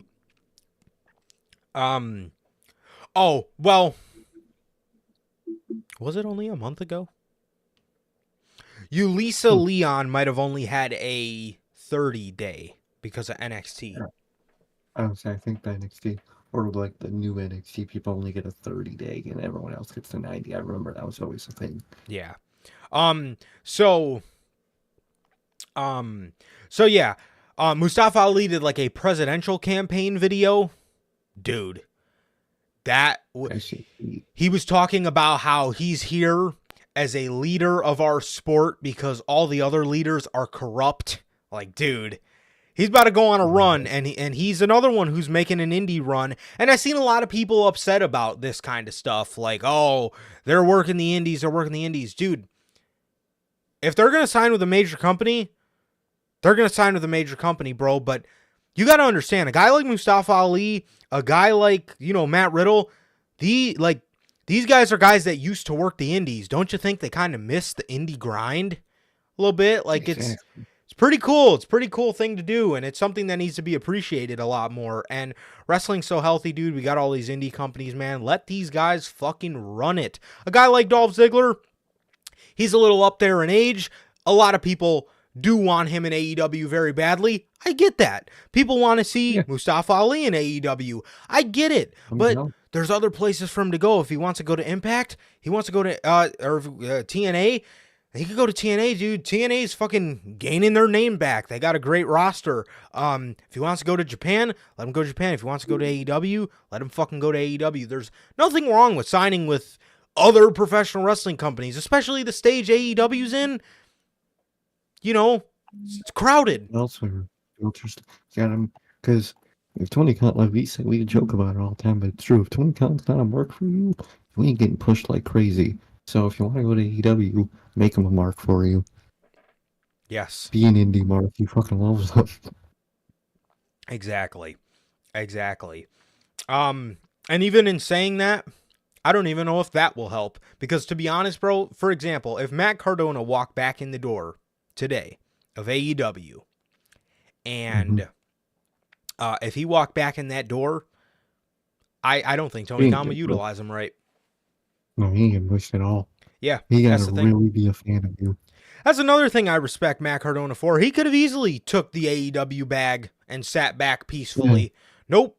He fucking parted ways with him because he didn't want to be in the fucking Nightmare family, and he went and transcended his career. Look at that, bro. Bet on yourself. You can never go wrong. You can never go wrong betting on yourself. Absolutely not. I'll always stand by that. But no, exactly. I'm excited. I'm excited for these guys, man. I'm excited for these guys and girls. I think they're going to do great, man. I think they're going to do great. So, well, speaking of Mustafa Ali, with his non-compete clause coming to an end today, well, yesterday, Mustafa Ali has taken to social media to announce his 2024 World Tour, which will include matches in progress, Prestige Wrestling, Defy, and many more. With his recent presidential campaign video. There is going to be a show called Run This Town. Mustafa Ali will for the Dreamwave Alternative Championship. It's going to be Penta L0M versus El Hilo del Vikingo versus Gringo Loco versus Mustafa Ali. He will be making appearances in progress. The Light of the Dragon, Mustafa Ali. What else I got on here? Warrior Wrestling he'll be doing. Defy Wrestling he'll be doing. GCW, he's scheduled against Gringo Loco. Destiny Wrestling, he'll be making an appearance there. TCW, he'll be making an appearance there. He'll be making an appearance in Canada. But in Prestige Wrestling, he's confirmed for a match on February the 25th against Mike Bailey. That's awesome. That's awesome. Crazy. That's dope. Mike Bailey's great. One of the premier guys on the indies right now, bro. But this is awesome. This is awesome, dude. And his video was great. He showed Swerve. Will Ospreay was in the video. None of those matches confirmed, but when he was talking about corrupt leaders, there was a bunch of people flashing on the screen, and they were one of them. So I'm excited, and I think he's gonna do great, man. And he's going on that indie hustle, and you gotta respect it.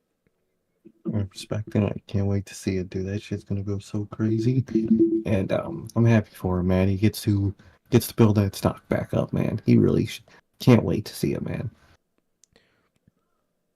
Definitely, bro. Definitely, man. And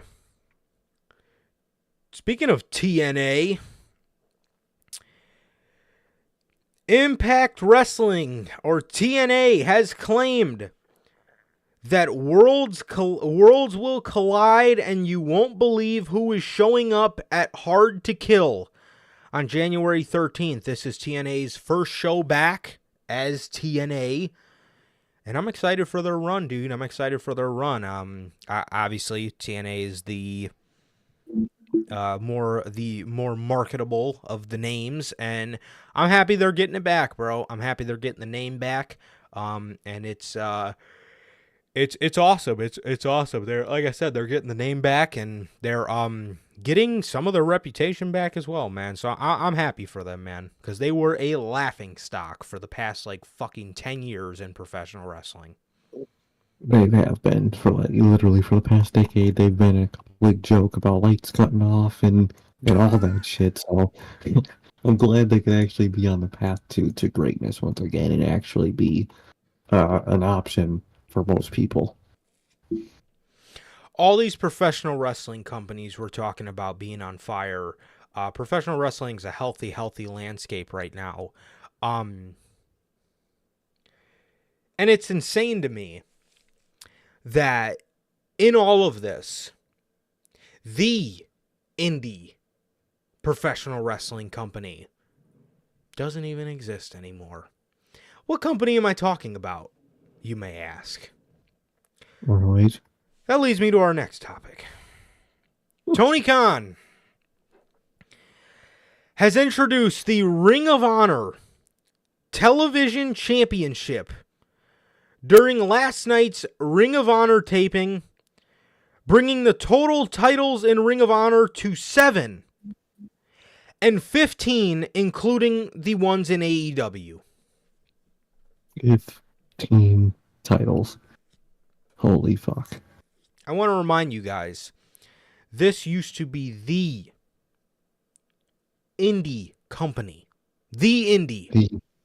The indie. This was the big indie company, bro. The biggest one. Dude.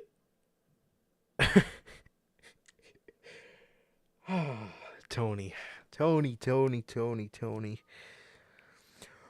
Why don't you worry about getting all elite wrestling talent the fuck off Ring of Honor and signing Ring of Honor talent to your show, to your brand that you own? Tony, what the fuck? I'm not a promoter, but I understand. I feel like I have a better understanding of this than you do. Tony. Oh, we do. 100%. If Ring of Honor ratings are in the dump, bro, that doesn't mean get AEW talent and make it AEW dark.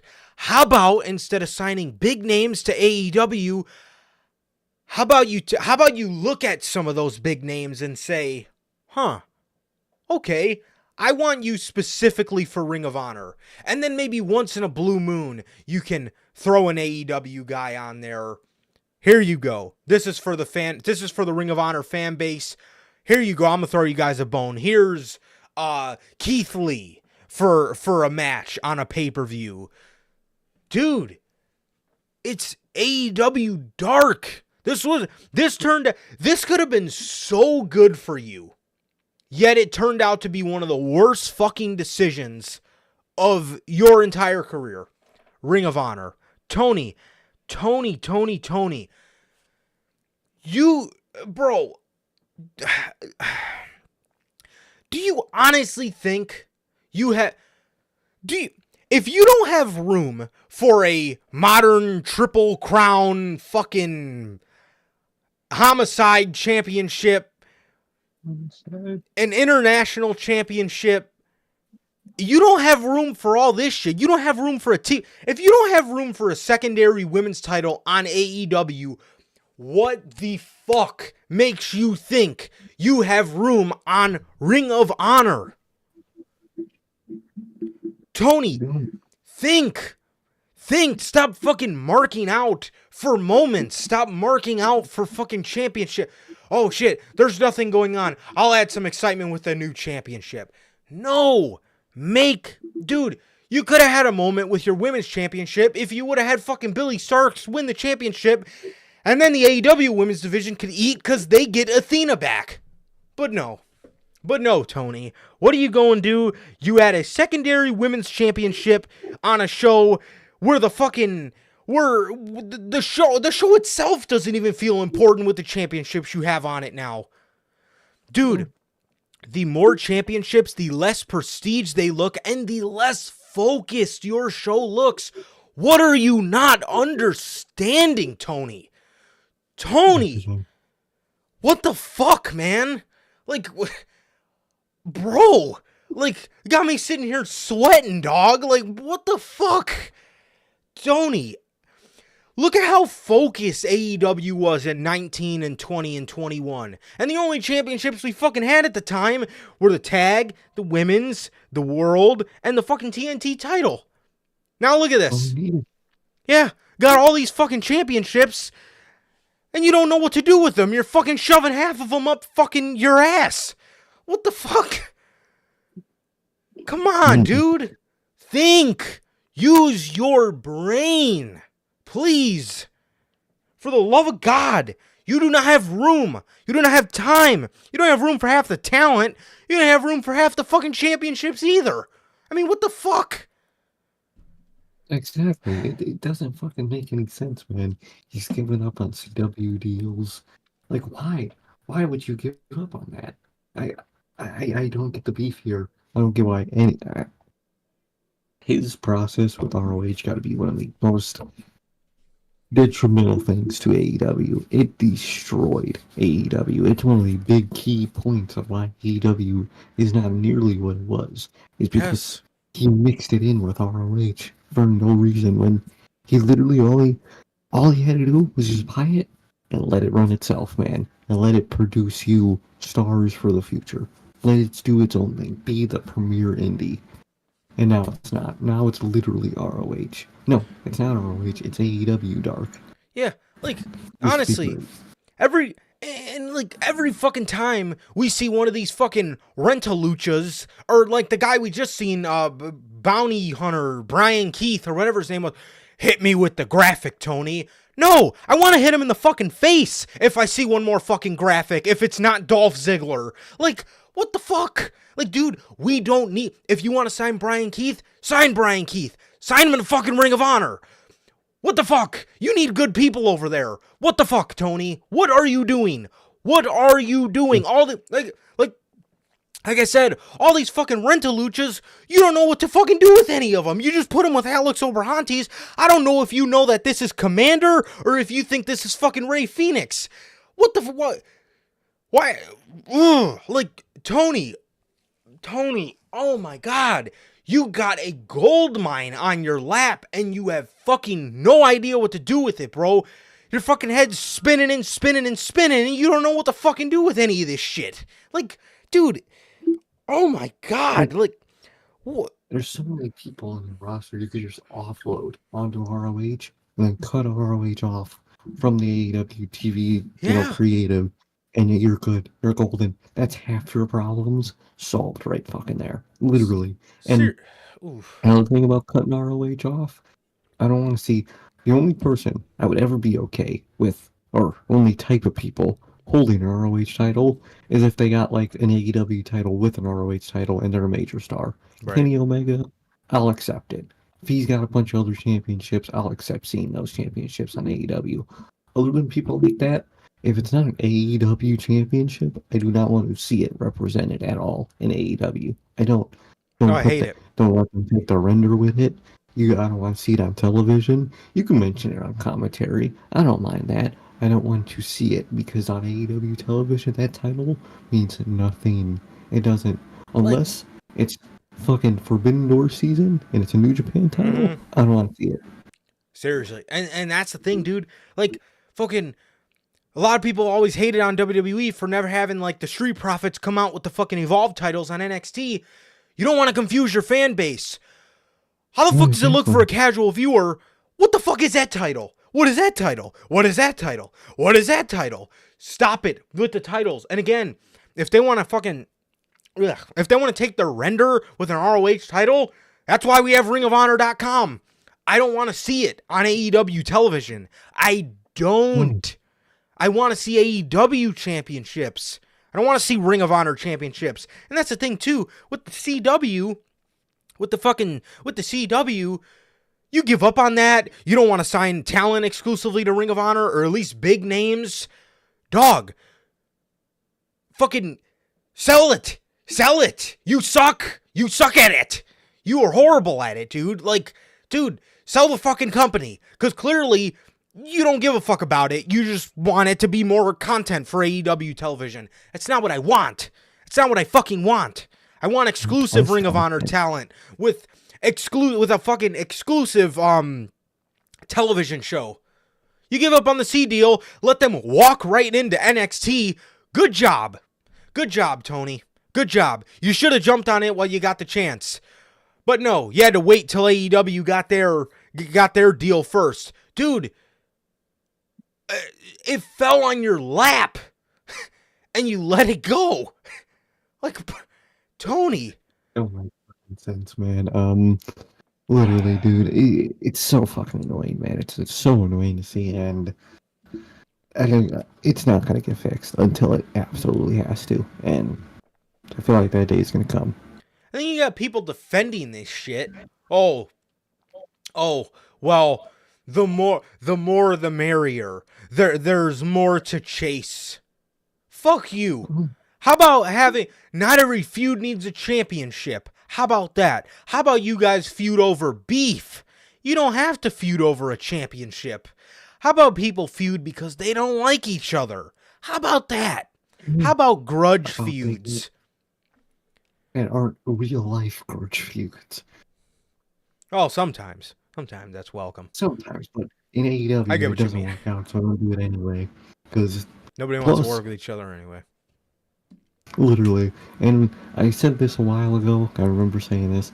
Can we just get, like, actual feuds of people? Not just, oh, I hate you in real life, so let's fight. It's good when it's good, but when that's all we get, I'm sick of it. I hate... Because now, every company is doing work shoots on purpose. Or just say you don't like this person and it'll be a great feud. No. Just have a good feud. It's not that fucking hard. It's been done for years. It can continue to be done. Seriously.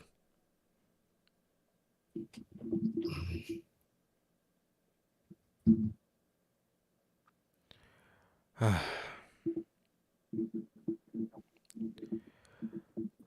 don't know, man. Can you imagine if this guy fucking bought WWE like Bell's saying? Could you fucking imagine? Oh. Boy. Okay, how many times? Fucking 35 titles. Jesus. God, that would be fucking awful. Yeah, dude. Cut down the championships. Cut down the championships, bro. Another fucking Tony Khan rant on the year. Fucking add it to the list of them. Dude, same thing with AEW, bro. These shows need to be focused. Focused. For the love of God. Fucking A, man.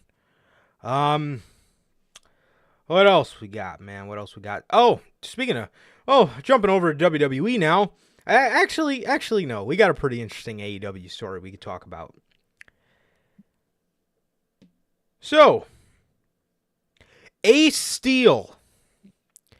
Ace Steel's wife is the only person in Brawl Out that does not have a NDA.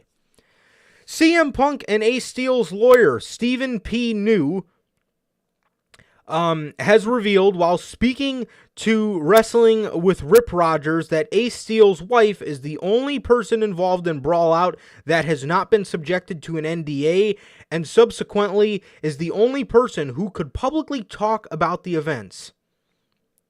Hey, man. Our door is always open. Door's open. Exactly. Our door is open. I would love to hear. I need to ask the question. Where are you lunged at? Because did you feel like the elite were coming for your neck? Which the best part is, then now that it's confirmed that she hasn't signed an NDA or nothing, that was 100% all cap. If they did, she would have had to sign an NDA too. That's like so obvious. Oh, so yeah. that just means 100% that never happened. Yeah. They didn't fucking... Dude, that is hilarious. Punk's camp gotta be the best cappers ever. Oh, they're fantastic. They're legendary liars. It's hilarious. fucking drop kicked Larry, tried to drop kick Ace Steel's wife. Vandalize the arena, kick the door down. Like, what? That's Bro, the you know you're that's like, why would the Bucks do that to an arena that's been so nice to them? Like, they believed in them to do All In when nobody would accept the booking. Like, what the fuck? what the Just fuck? They kicking wouldn't the kick that fucking shit. door in? Yeah, they were Jesus. fucking probably banging on the fucking door, but who wouldn't? That motherfucker literally said, if you got a problem with me, fucking take it up with me. So they went and they took it up with him. He And they got sucker sucker punched him.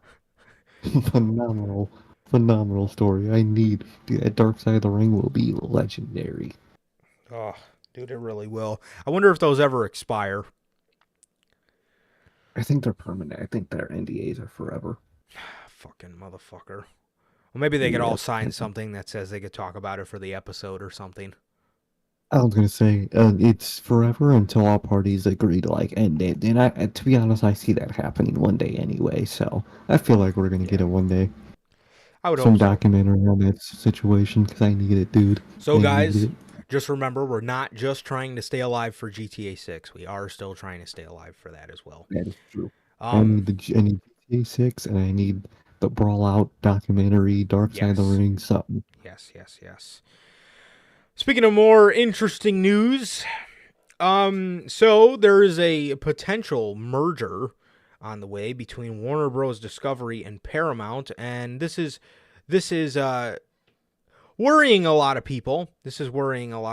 But there is this is, so Dave Meltzer talked about how this could potentially harm AEW and WWE in their television agreements with Warner Bros. Dave Meltzer talked about it on the Wrestling Observer Radio. He discussed the impact of this potential merger during a conversation with his host Jim Valley, offering insights on the situation. He says they're in merger talks. I don't anticipate that whatever happens, I don't think this potential merger is going to affect is going into effect because it's going to take time to put that together. Warner Bros. Discovery will have to make whatever decision they're going to make prior to that. Number one. Number two, it appears that, because Warner Bros. Discovery is a bigger company than Paramount, that when it comes to financial value, they'll be the ones making the decision anyway. So there's not going to be new people making the decisions. The story is of course huge, like all of the merger stories are. As far as WWE, if Raw ends up on Warner Bros. Discovery, or does AEW end up on Warner Bros. Discovery, I don't think this merger will play into those at all. So I've seen a lot of people freaking out about this, but at least for now, the merger is just a rumor, which is funny because they just merged with Discovery and Warner Bros. But so I guess they're gonna be called Warner Bros. Discovery Paramount. I mean, that's golly, how fucking many names are you gonna add to that? So far, it's not looking like it's going to affect anything too much. At least that's what we know of it. So I'll wait to give any sort of opinion until then. Exactly, man. I'll wait to see how this develops, if it comes true or if it doesn't. But it could be scary, it could not, and it could be a blessing in disguise for AEW. Who knows? Yeah. All right, man. Jumping over to a little more WWE. WWE's got some theme shows to kick off 2024, man. So as we know, on January 1st, WWE will be running Raw Day 1. January 2nd, they will be running NXT New Year's Evil. And on January the 5th, Friday Night SmackDown, they will be running SmackDown New Year's Revolution. I love that. I love that Triple H is implementing big theme shows for Monday Night Raw, man. I love it. It's awesome. Exactly, man. Exactly. I love that they're doing this, and I hope they continue with it. And I love that shit. I can't wait for it. That's what I miss from AEW. Yes. Well, they're doing the theme shows, but they Yep. mean nothing. It means nothing They when you put have a Christmas pay-per-view lights every into month. it.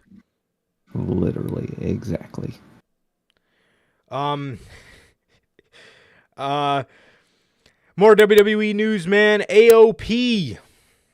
According to Fightful Select, AOP will soon return to WWE programming and will belong to the SmackDown brand.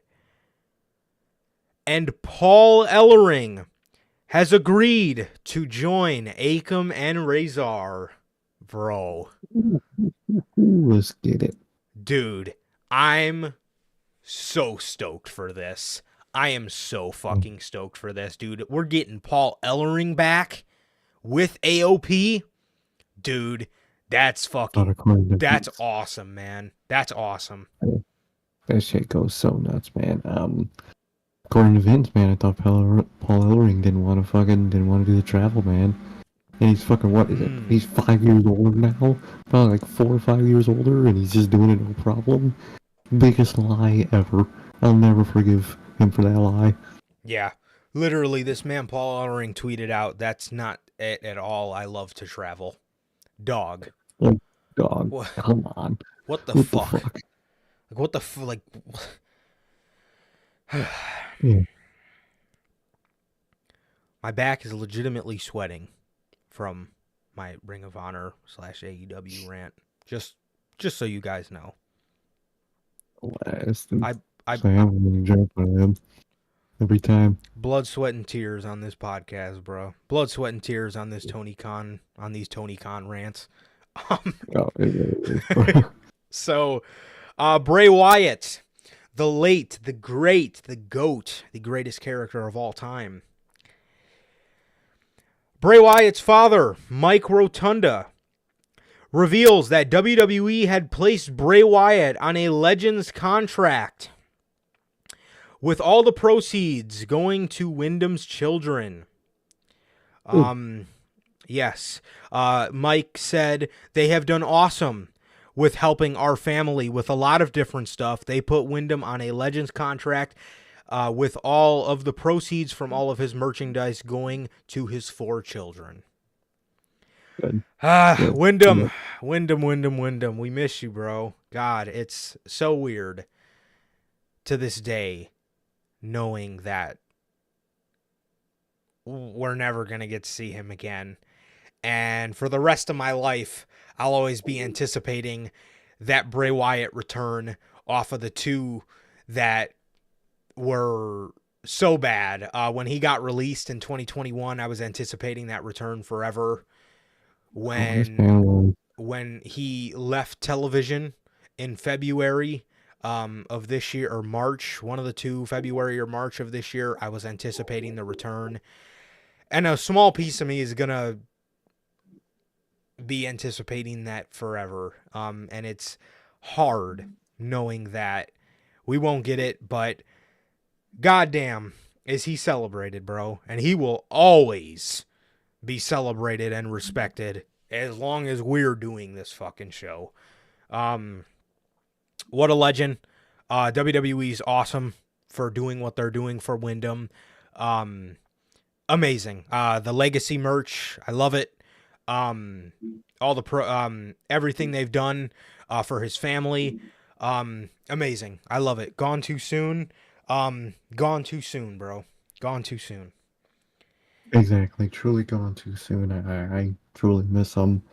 I always think about what could be, what could have been, man. And it always gets me, man. But good to see that they're doing good by him and his family, man. It's real good to see. Man, I was listening to Shatter the other day, and those lyrics just hitting, bro. Man, golly, so sad. I would literally just before the podcast, I was watching the Wyatt and Taker moment, and God, for as fucking legendary as he was, bro, he like didn't even scratch the surface. I just feel like this run was about to just fucking cook, man. Oh, it was, dude. It was, and wish we could have seen it. I miss him, bro. I miss him. I miss him so much, man. That's horrible. That's fucking horrible. I really do. All right, man, for our final story of the day. Man, MJF. Maxwell Jacob Friedman. MJF revealed in an interview with Sports Illustrated that according to reports, he has not renewed his AEW contract yet. His contract is scheduled to expire on January 1st, 2024.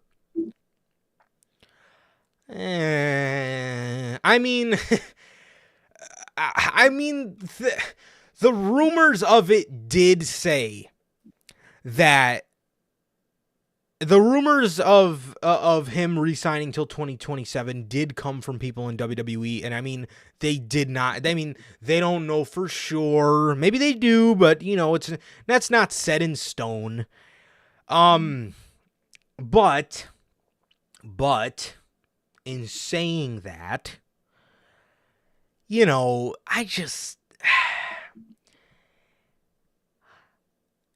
I'm saying it right now. If he is not re-signed and Tony Khan's kept the title on him, he is dumber than he looks. Because, holy shit. I mean... That man has more faith than fucking the most religious person in the world. Because, holy fuck. That man got more faith than the Pope. And I'm not talking about Keith Lee, bro. Dude, bro... Maybe he hasn't. Maybe that's the whole reason Tony Khan created World's End in the first place. So maybe he hasn't. But genuinely, hypothetically, if this man shows up at the Royal Rumble and he was just AEW champion, a world champion a month ago, that man's dumber than he looks. He really is. I'm sorry. No, exactly. Don't, that is something you should never fucking do, man. Never, ever do, man.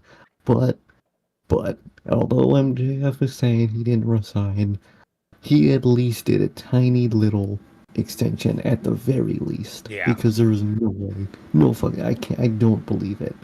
So I think he, extended his contract, even just a couple months, man, I could see. But I think he signed a contract extension. But who knows, man? Maybe it was only for a short while. Maybe the bidding war of 2024 is still on. Maybe it's just not at the beginning of the year like it was supposed to, man. But I think he did. I really think he did. I don't know for how long. And if he signed like a real contract extension, I still only think it's going to be like 2 or 3 years, man. I don't think it'll be fucking till 2027 or nothing, man. I think it'll be faster than people think. Yeah. Definitely, bro. And that is all the news we have here today for you guys, man. So thank you guys very much for joining us, bro, on this very, very special 22nd birthday for Sir K edition of the news. Thank you guys. Absolutely. Thank you guys so much. Absolutely, man. Absolutely. Glad. We're all glad to have you, bro. We're all glad to have you, man. You guys... I know you're a part of my family, and if I could speak for chat, you're a part of theirs too, man. I hang out with you guys and talk to you guys more than I talk to a lot of people in my life. So you guys are my family. You guys know how authentic and genuine we are here on this podcast. That's what we do. That's what we pride ourselves on. And Sir K is the embodiment of that, bro. So my guy. So yeah, man, thank you guys for being here with me on another C4 riddled edition of the podcast. I kind of like him, man. I kind of like him. So, yeah, man, that is going to do it for this edition of the podcast, or of the news of episode 193. Also, tomorrow, do not forget, tomorrow night, 11:30, Notorious Unscripted. We're not doing Unscripted Monday. You guys are going to be chilling with your family, bro. It's going to be Christmas, man. It's going to be Christmas.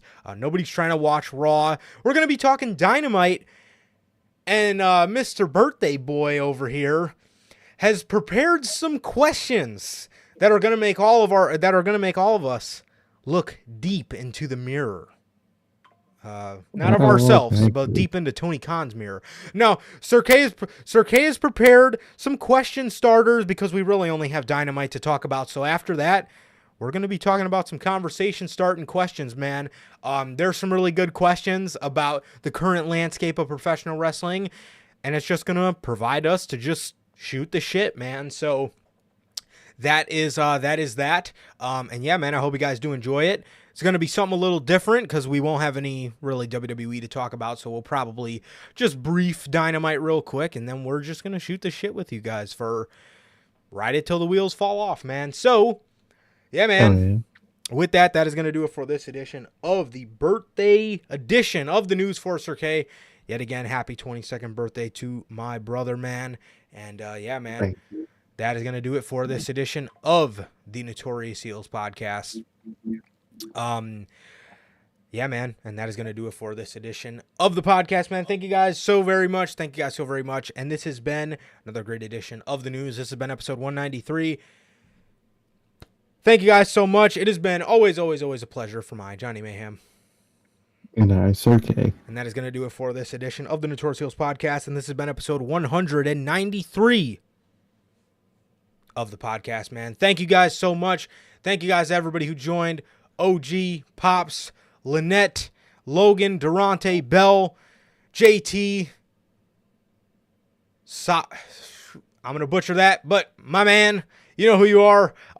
Thank you guys so much, man. Thank you guys so much for everything. Thank you guys.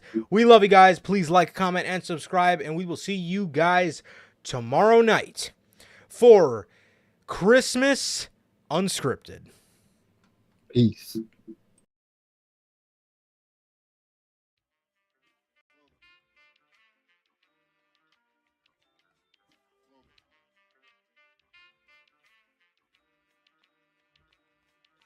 I used to get deals on the bitch. Now I throw shields on the dick to stop me from that HIV shit.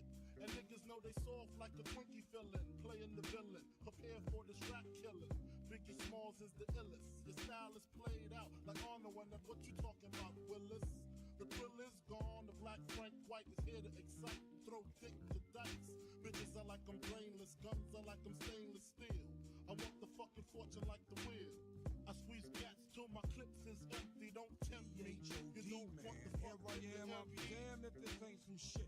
Time to spread the bud leverage over harmony grip. It's the mood killer death trap. Yes, I'm a jet black ninja. Coming where you rest at, surrender. Step inside the ring, use the number one contender. Looking cold booty like your pussy in December. Nigga, stop bitching. Button up your lippin'. From method, all you gettin' is a can of ass whipping.